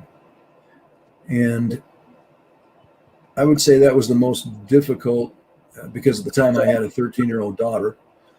And it just affected me more personally, I think. We try to compartmentalize and detach from these cases, and at least consciously, but subconsciously, they all affect us. In fact, I would dare say that all the profilers that I've known and associated with over the years have all experienced some very significant health issues over the years that stem from that stint and experience in profiling hundreds to thousands of cases. I'm looking at worst case scenarios and some of the most heinous types of behavior that the human being can engage in. And then trying to separate yourself and keep yourself from becoming obsessed with, hey, this could happen to any member of my family. What can I do to prevent that from happening? And so, while there's been many, that one has always been and it's still unsolved to this day, as far as I know. That's always been one that's haunted me because of the impact it had on me at the time. And so my kids could probably teach the victimology continuum as well as I can, as Dean can attest, and has done the same thing with his kids, and you, Chris, yours. We have to constantly, there's those three things that we need to ask ourselves throughout the day with respect to that victimology continuum. Who am I with? What am I doing? And where am I? And as we assess those in connection with that victimology continuum, we want to keep ourselves in a low risk category of who I'm with, what am I doing, and where am I?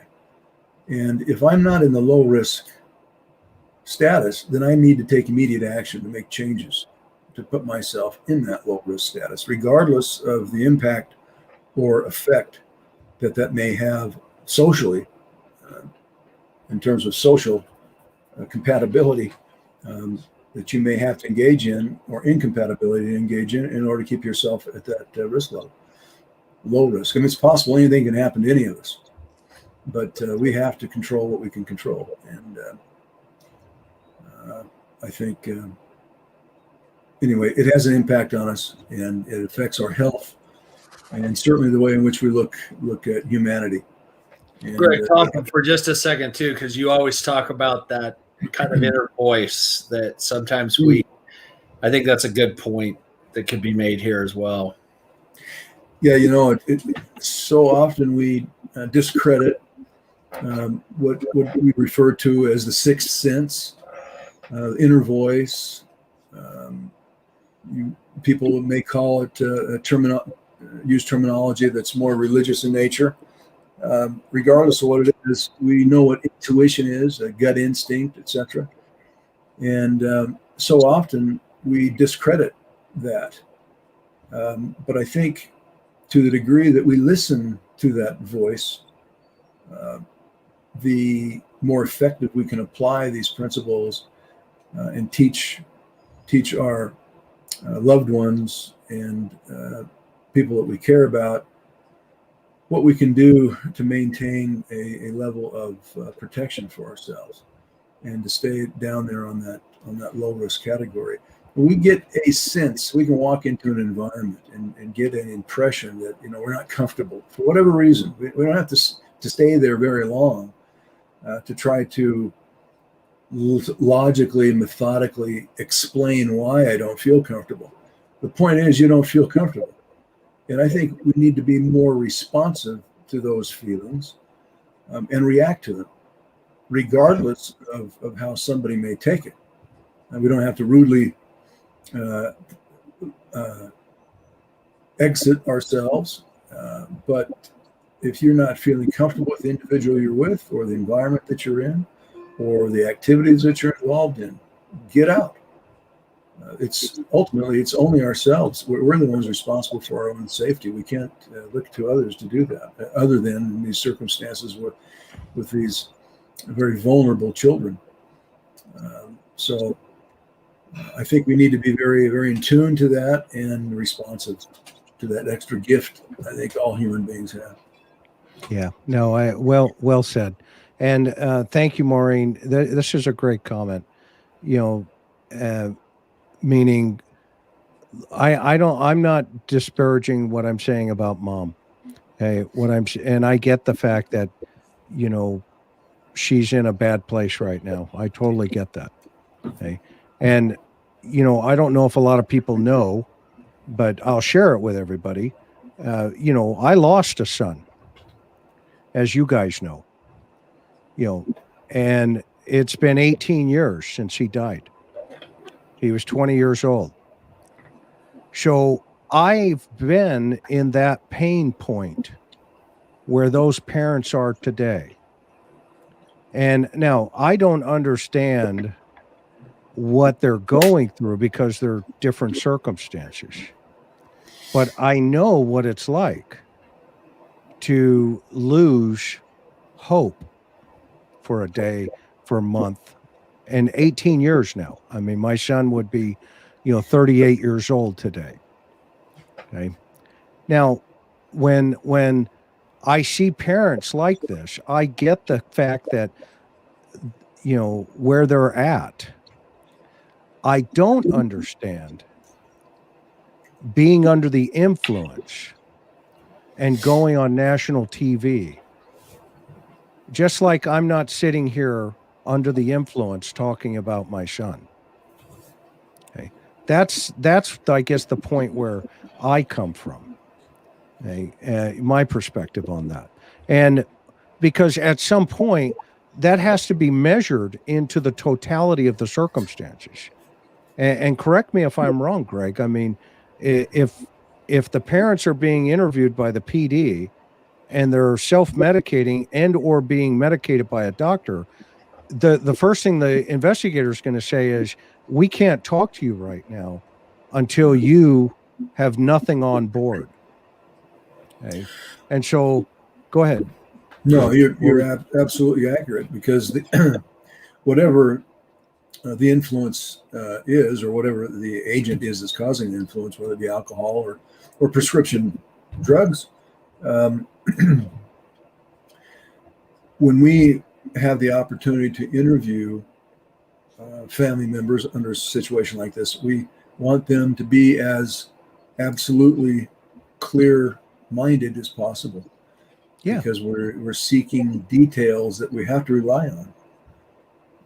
We don't want to have to come back and find out that either inaccurate or worse, false information has been given to us.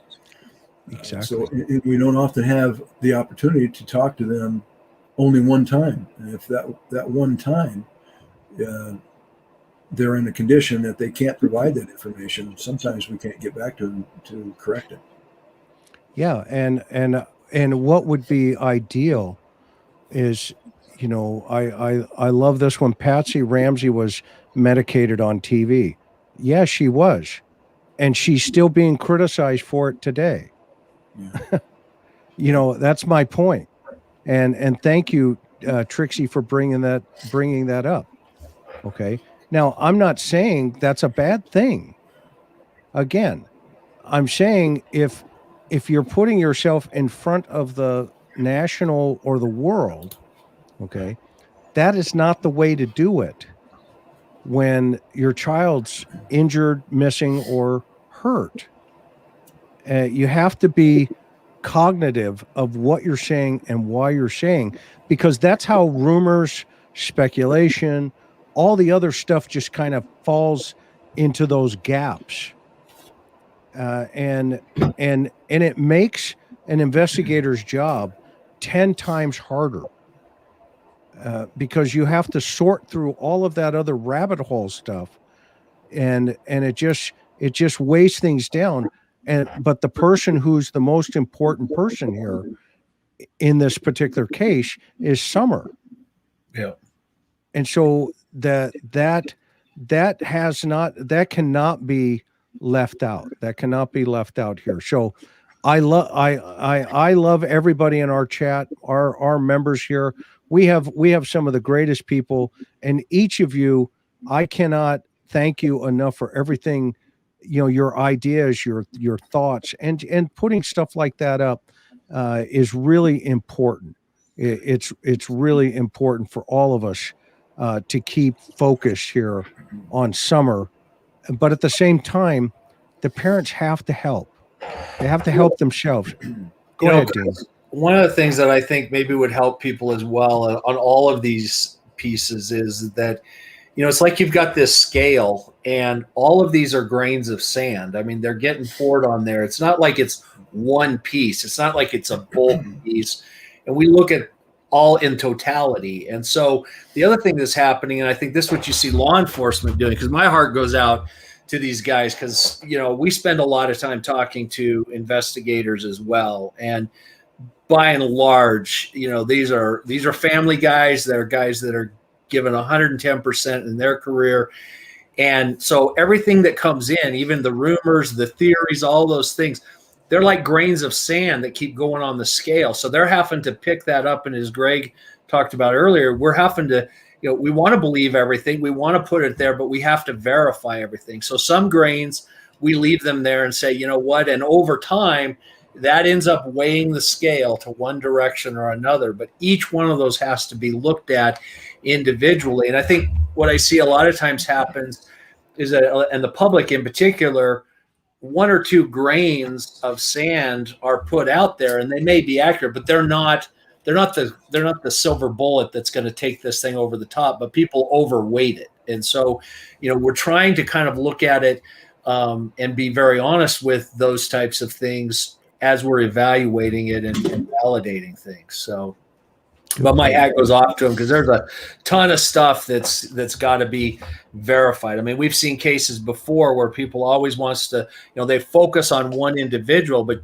they've got to realize all these other people have to be eliminated I know Greg and I, there's a case we're still working, and one of the problems is a focus is all on one individual. So much work has been done on that individual. And, we've looked at it and said, well, first of all, these people haven't been eliminated. And if you did as much work on these other potential offenders as you've done on this offender, then where would it be? Now you're starting to compare apples to apples and oranges to oranges. So this is not, I think and I'll just say this, I love working with Greg, and I'm going to say why one of the reasons I love working with him is that I think as people have listened to him today, they're realizing just, his background, his caliber, all those things are amazing. Just level set, Greg. He's always level set. But he is also not an egomaniac. I'll just say that. I mean, he loves the team effort.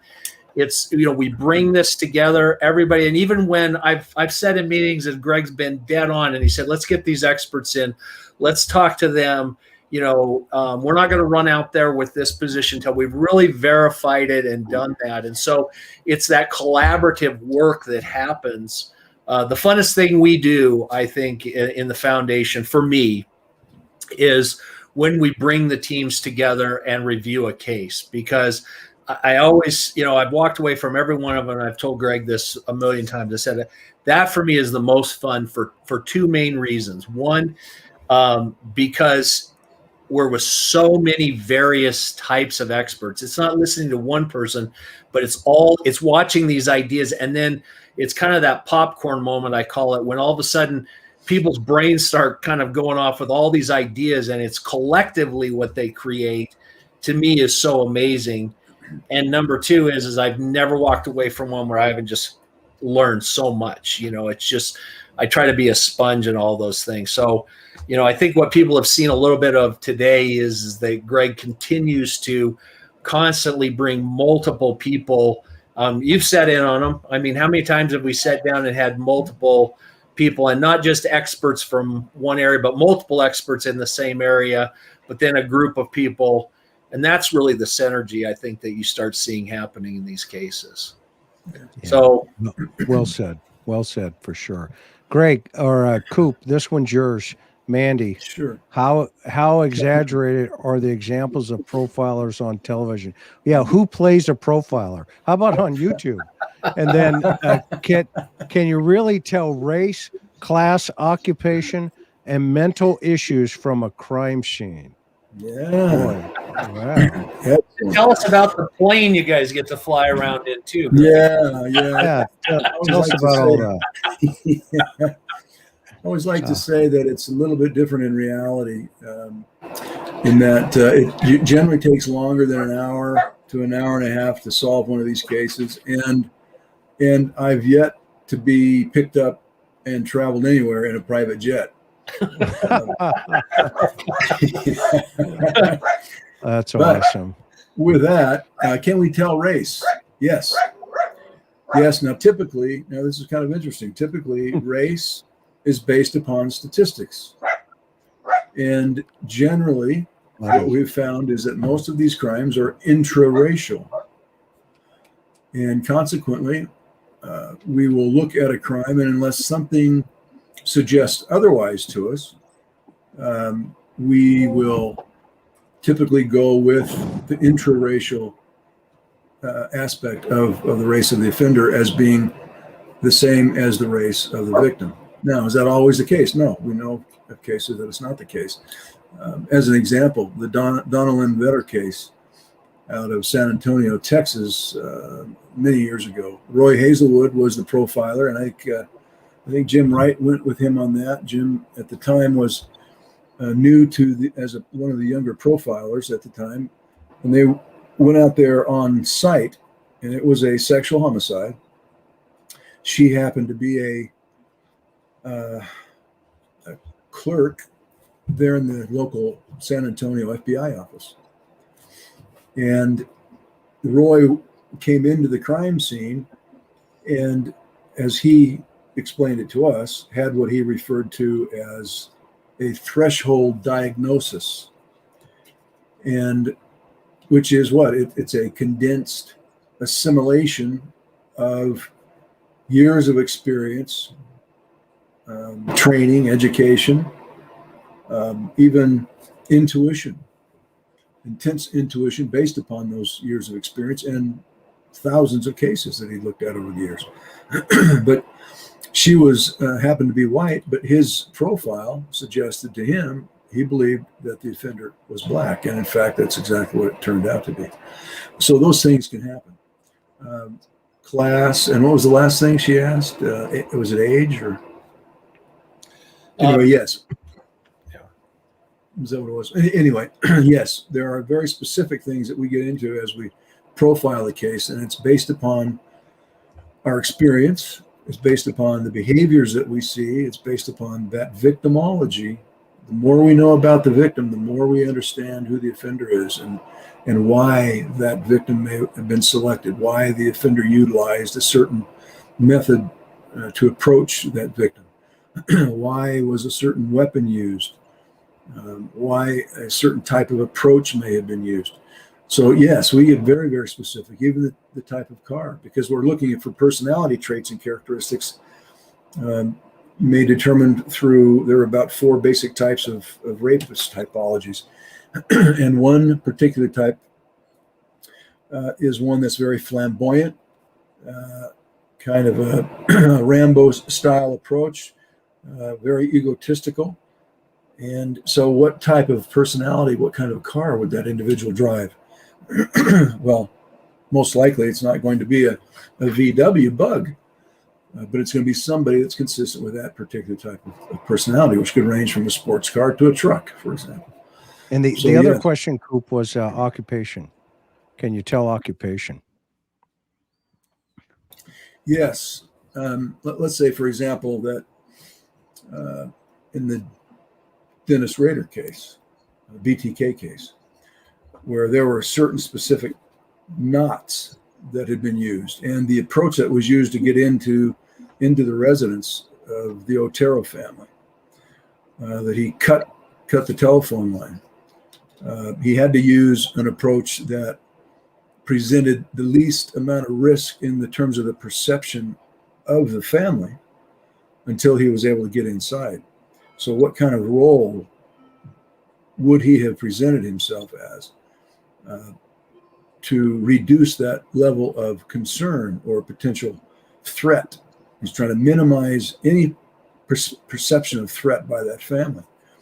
So looking at the certain types of knots that he used and the sexual activities that he was involved in and the types of bindings that he used suggested to us the types of occupations and backgrounds and experiences, including military background, suggested that the offender was experienced in each of those areas, and it turned out to be right because of that. So based upon behaviors, yes. So, Coop, who is one of the most fascinating personalities that you sat down with? I know you've done a lot of interviews in the prison system and you know, right out of Silence of the Lambs. But who was one of the most fascinating personalities that you had a chance to run across? Well, one I'll highlight only because we use, he was a fascinating personality, but we also use what we found from him in the area of personal safety as it relates to single women with children in terms of being victimized by rapists. He happened to be a serial rapist. And he was responsible for 85 rapes in 5 or 6 different states before he was finally apprehended. And he became more and more disorganized in his approach, which ultimately led to his apprehension. Because a lot of times they'll become more and more confident. They get they're successful over and over again, and pretty soon they think that they're smarter than everybody else. They're smarter than the cops, and they can do anything they want.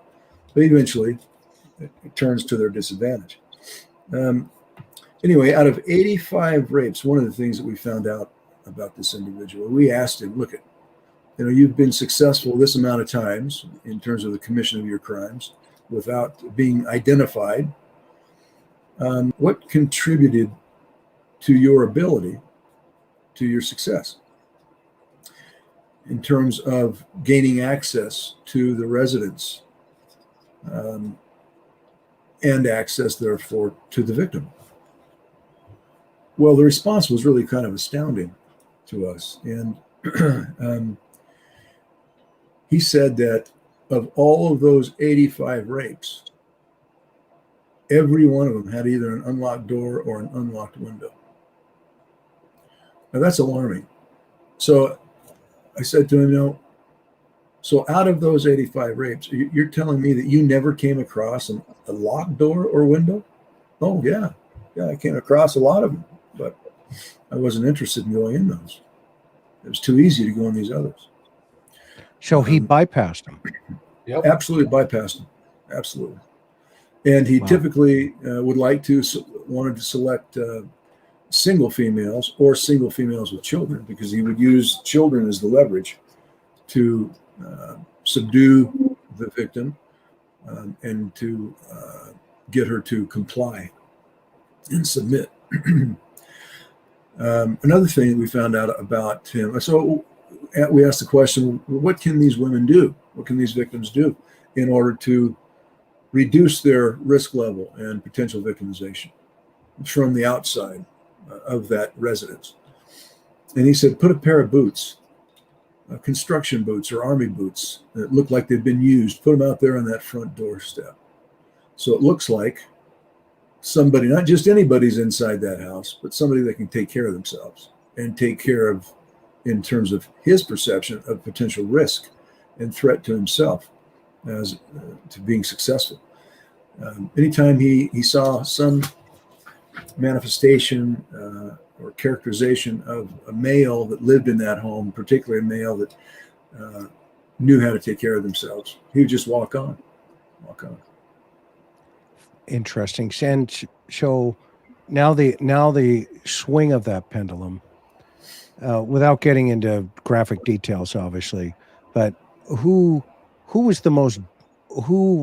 what type of personality is the most dangerous with these guys? And the majority of them, right? 90%, 99% of them are men, right? I mean, yes, it's rare that a woman.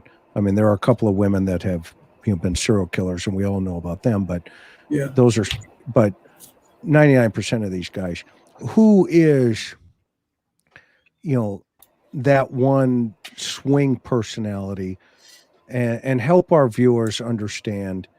Those are some great tips that you just gave. I mean, because that's right from the suspect's mouth to you. And no, but then who's on the other side of that pendulum, that this is a situation where you can recognize this. I got to get out of here, do everything you can, because there's no way in, or there's only one way in, and there's no way out unless you make it. What would you say to our women viewers? That's potentially a very sensitive answer, out of certainly respect, mostly for victims. Because one of the things we try to do as profilers when we analyze a case is try to make an estimate or an assessment of the level to which the victim's behavior and some decisions that they have made have elevated their risk level and put themselves in an environment and with a particular type of individual and under a set of circumstances doing certain things that elevate their risk level to the point of no return, where they lose all ability to protect themselves. They get into somebody else's environment, they're with a stranger or somebody they've just met, and they may engage in certain intimate types of activities, even socially intimate. It doesn't have to be even sexually intimate activities that elevate that risk level. And so in a sense, they have placed their own safety in the hands and circumstances of a stranger. somebody that they don't know about and know of. So by far, in my opinion, the most dangerous type of offender is the psychopath sexual sadist. Because this individual is generally very intelligent, oftentimes will not have a criminal history, that they have committed numerous crimes in the past, and if they've allowed their victim to survive, the victim is so absolutely terrified that they would never think of ever testifying against this individual or even reporting that a crime had been committed against them. These individuals fit well into any given society. They oftentimes can be even white-collar types of criminals, meaning that they can be executives and function very well in a business environment, but they have these unique proclivities, sexual proclivities that exceed normal types of activities. And what they're focused on is acquiring a victim that is typically low risk to them, meaning the offender, but high risk to the victim, and bringing them into an environment, the offender bringing the victim into an environment that offender completely controls. And oftentimes these individuals will keep victims for hours to days, and even longer in some exceptional cases. And their focus and interest is to cause as much emotional, psychological, and physical pain as possible. And that's where we come up with this person that, in a sense, exceeds all the expectations of gratification by watching and seeing the victim see in their own eyes who's responsible for the pain and suffering.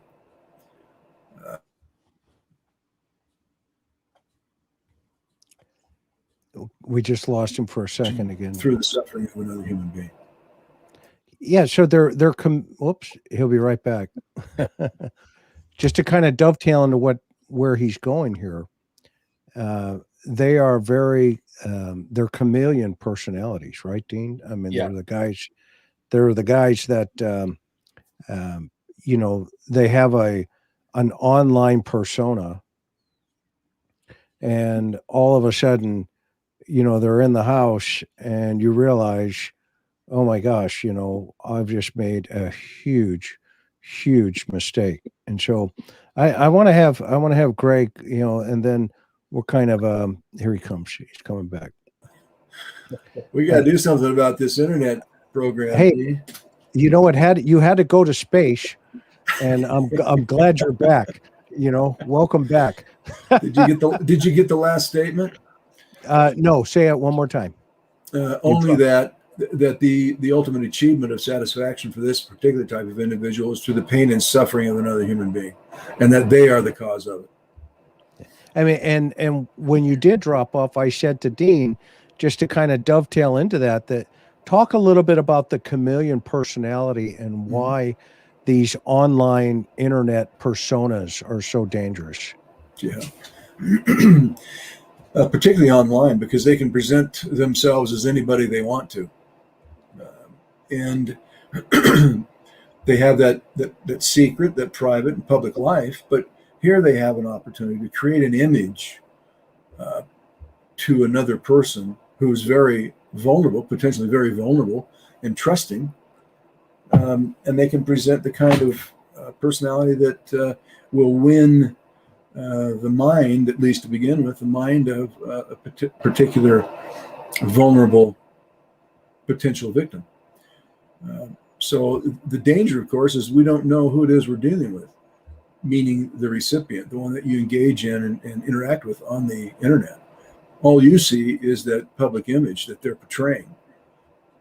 and then they may do some private interaction with you and become more and more what appears to be intimate, but it's all a facade. It's to lure you in. It's the spider luring that victim into the web, to the point where ultimately they can create a scenario where they meet with that individual and ultimately carry out a crime that they've been fantasizing about.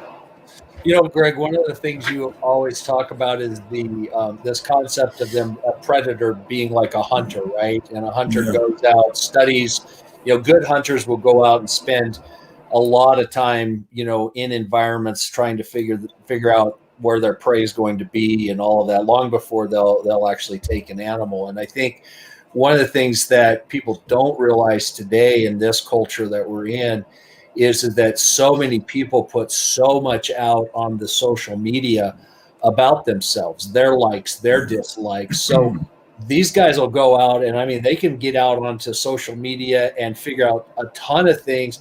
And it's almost like, oh, he can read my mind, you know, oh, he knows I like that, or, you know, he really listens to me. And maybe, you know, I'm not saying that everybody who does that is, but there's a good chance, no, this guy's a predator and he has taken the time to study you just like somebody who's going to go hunting would study an animal.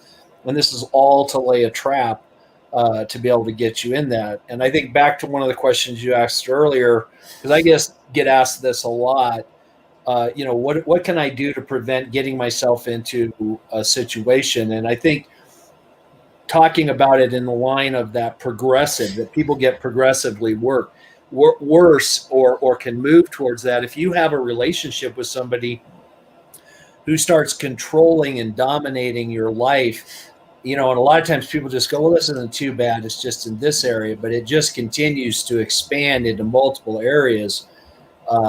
You know, you're on a trajectory here. It's like saying that follow the train track. We know where that train's going. It's just a matter of time before we get to the intersection where we have the accident. And so a lot of times I think people don't realize they're on a track when there's so much that's been happening progressively over time. And so it's the little things that become bigger things and then more bigger things. And before long, they have no control.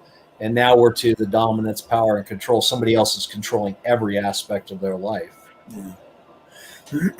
and for whatever reason, I think victims oftentimes will project their own value system into the would-be offender. Yeah. The offender. Coop, say that loud and clear one more time. That is such a important point. I used to tell my daughter this all the time. Please say that one more time. Sure.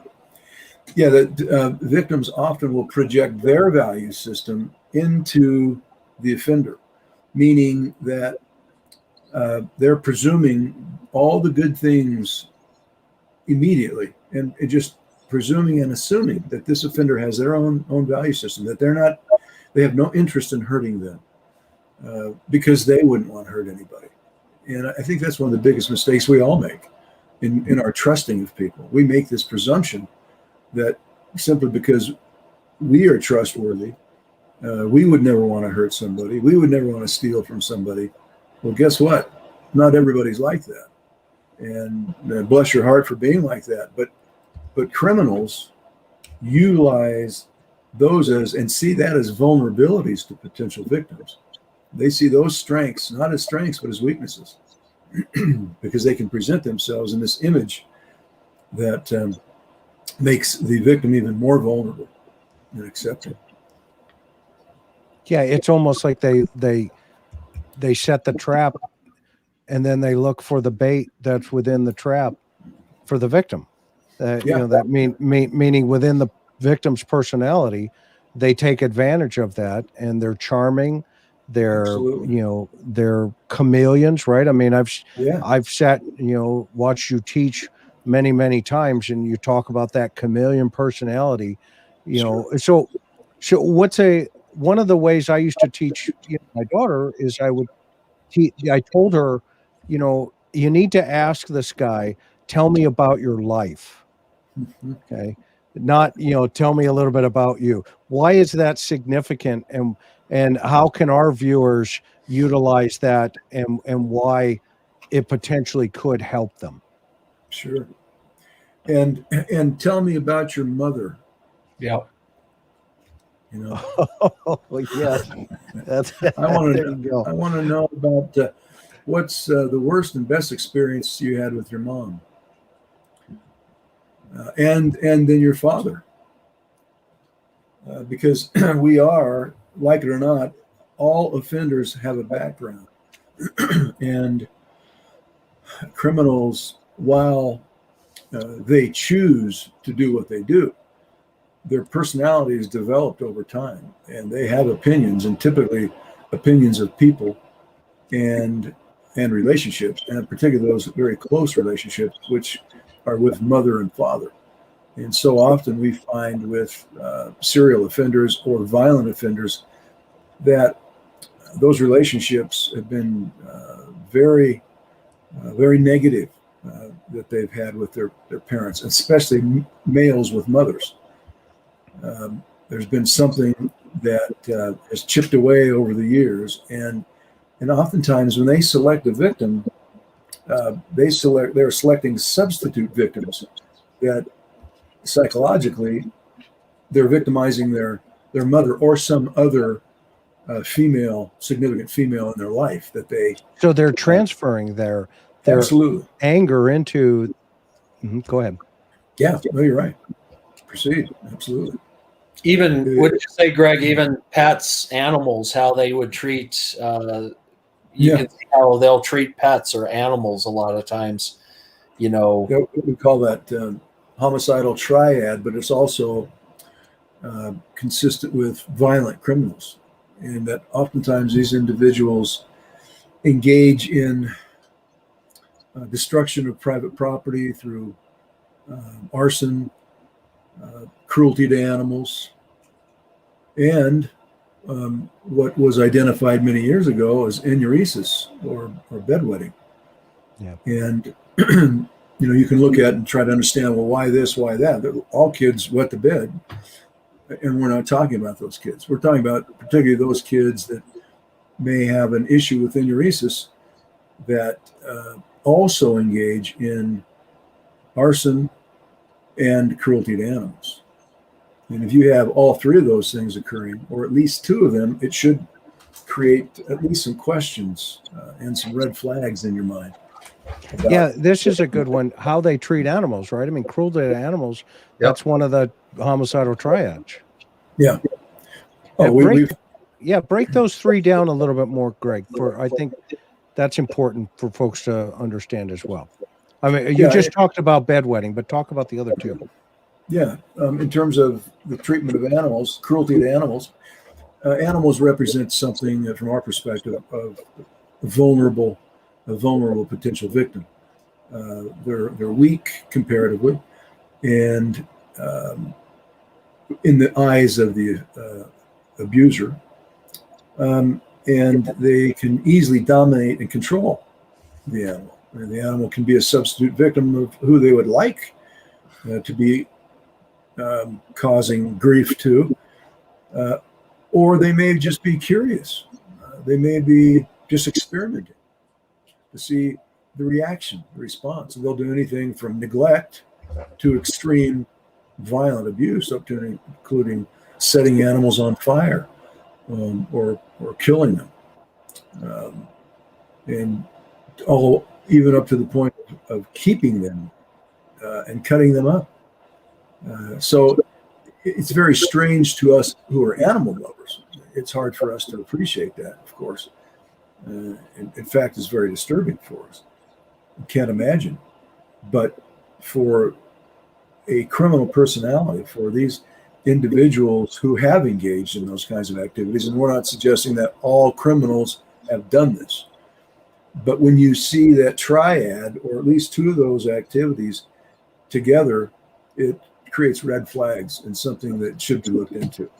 And so teachers at school, counselors at school who talk to students should really be on the lookout for that kind of thing, because intervention is really the key to trying to redirect a potential path of violence, if not ultimate violence in homicide and rape.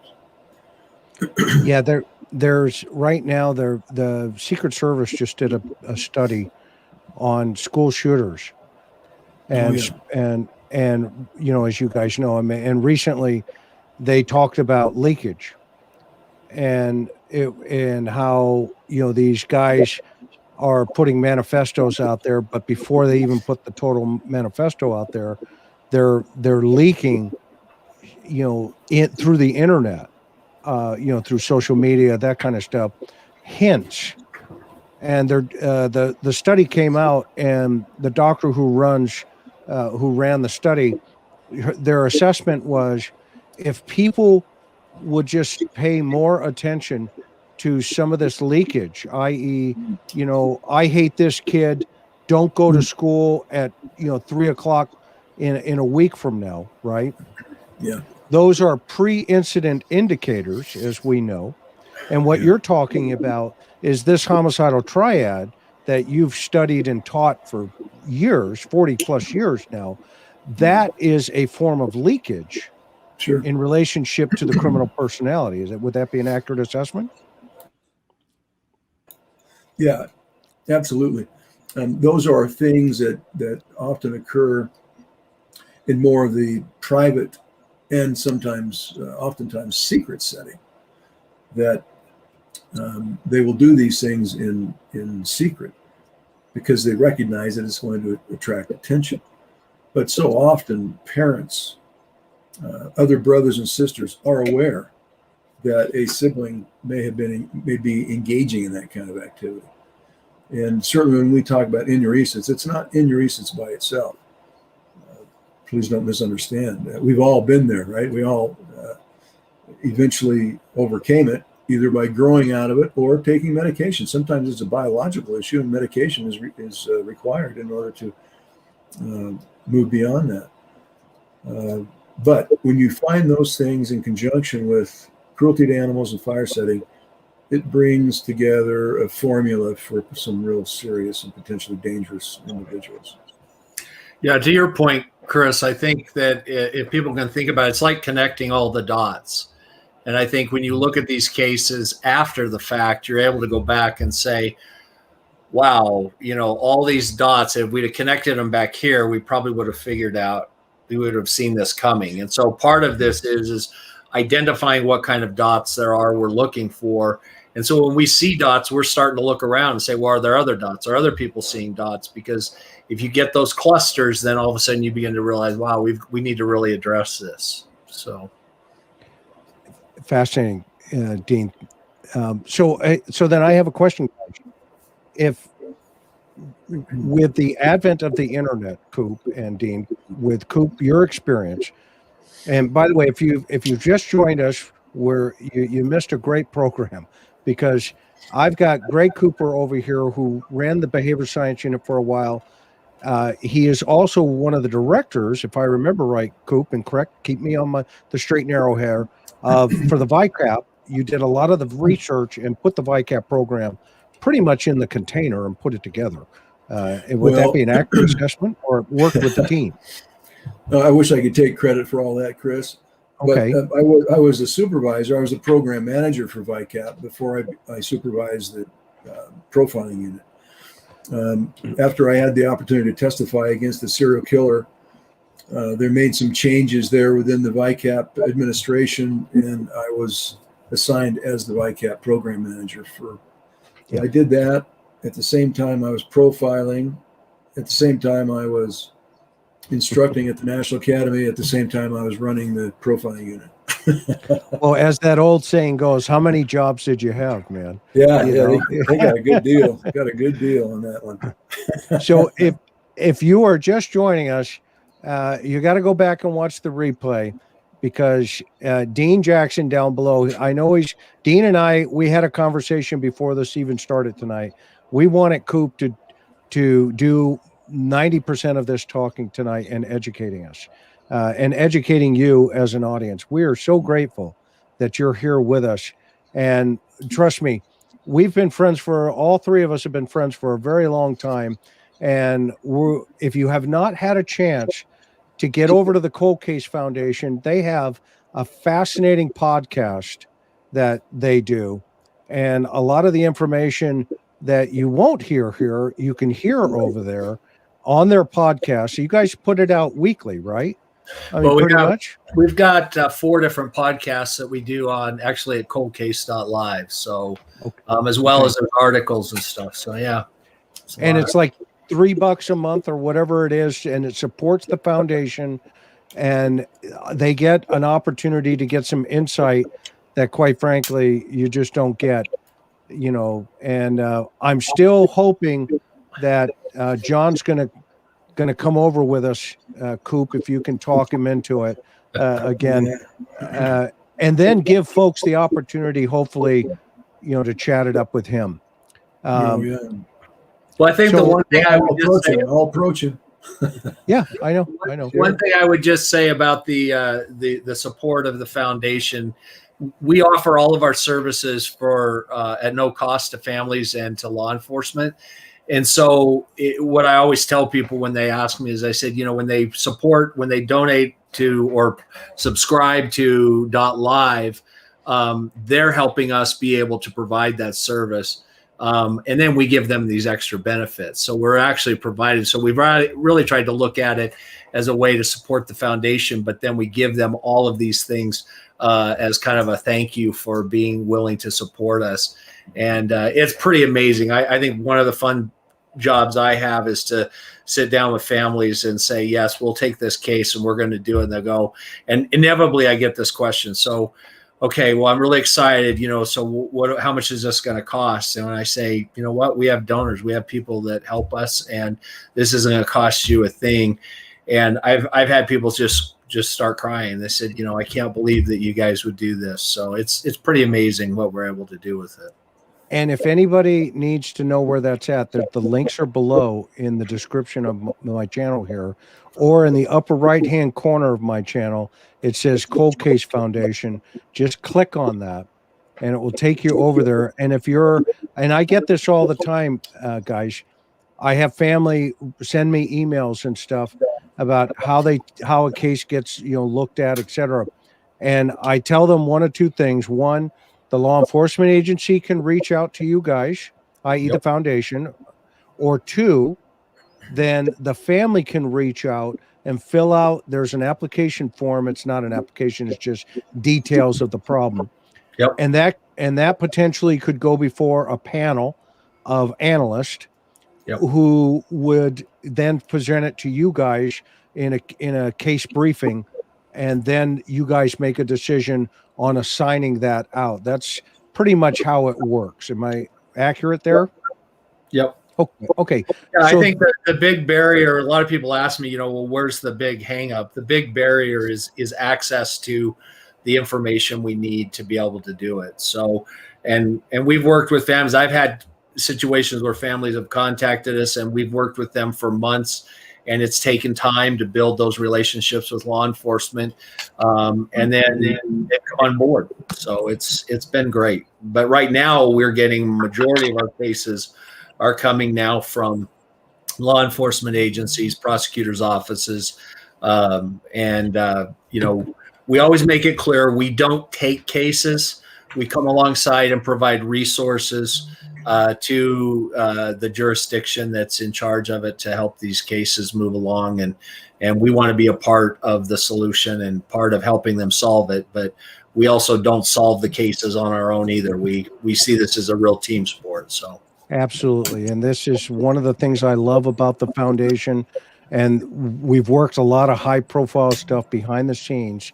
And I can say this because I've said it a couple of times, including Maya Miliete. We've helped Chula Vista, help them, work through some things. And that was the results of, collaborative work with the foundation through the family. And we've got a great relationship with those guys. That investigation's going great. Great to work with. We love the work that they're doing down there. So everybody in the true crime community, I want to thank you each for being here tonight. I want to thank Dean for being here. I love you, brother. You're an amazing human being, and I'm glad that you and I got an opportunity to sit on the wall again and just listen to this great guy over here. You know, even Buddy interrupted. We got to make him do something he doesn't like to do. So that was So see, he can't even hear us. He took his earbuds out, and he's still trying to figure out how to hear us right now. We'll know here in 30 seconds. Okay, that said, guys and gals, our mods, those of you who have donated tonight, thank you so much for your kindness. We sure love you. We appreciate you. If you have not had an opportunity to subscribe, please do so. Share this video out with somebody that you love or care about, and maybe some of the information in here could help save them. And one other thing, as Coop said early on in the video here or in this program tonight, follow your gut. Yeah. You know, if there's something inside of you, and my wife has it, I don't have it, right? I mean, she's got it, and you women, you're much smarter than a lot of us, but follow it. You're right, okay, and stay on that track. So, Coop, this was a program about being a profiler. I can sit and hang out with a lot of doctors and a lot of dentists. Am I a doctor or a dentist?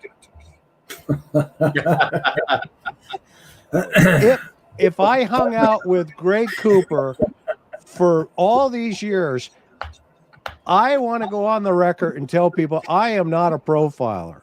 I am an investigator. Greg Cooper work with him every day, and I'm not a profiler. Greg Cooper is the real deal, with many other of you guys that have sat in that room in Quantico at the Behavior Science Unit.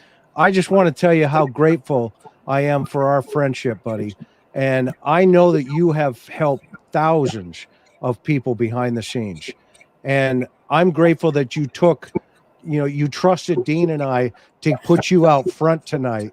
And we had AJ make that video about you, which, by the way, after this program is going up on its own. So you're going to get a double whammy, brother. That said, you have the last word. And when you're done, we're going to take it out. So what do you got, Coop? Well, you guys, you're the best. And the only thing I've got a bone to pick with AJ is he should have given me some hair and made it look like I had slept in the last 2 days. That's a problem. But what a pleasure it is to work with you, Chris, and the exposure that you've really helped the Cold Case Foundation with. It's been amazing. I think since we have been associated on the social media portion of things, I know our followership has increased significantly. Our membership has increased significantly, and that's because you're really the primary guy out there that's pushing it. And we want the audience to know that if at any point you're interested in participating in our .live, that the funding, I think, is $1.99 a month. That we're a nonprofit organization, 501c3. So anything that you do give the organization is a tax write-off. It's like a ministry. I like to say we're like a ministry, and it's true. We provide these services with the victim in mind, and the victims are the most important to us, and that's what really drives us. And those of you who have the right heart and the mind together, it's a great career as law enforcement, criminal justice, and we'd strongly encourage you, whether it be a federal agency or local agency. We can't function at any level without all of us working together. And the foundation uses the approach of the Mayo Clinic, where a case comes in and then we identify all the different disciplines that we think are going to make a great contribution. And we get these experts together and come up with a whole new perspective that never could have been done by any one of us individually. And what a privilege and pleasure it is to work with you, Chris and Dean. You're with me day in and day out. What a great job you do. Couldn't do it without you, bub. So love you guys. Thanks again. Thanks to all your audience. You've got a great audience out there, and it's just growing all the time. Thanks for. They're the best, Coop. They really are. Well said, and thank you. God bless everybody. Be good to each other. See you on the next one. It's going to be just as good as this one. Talk show.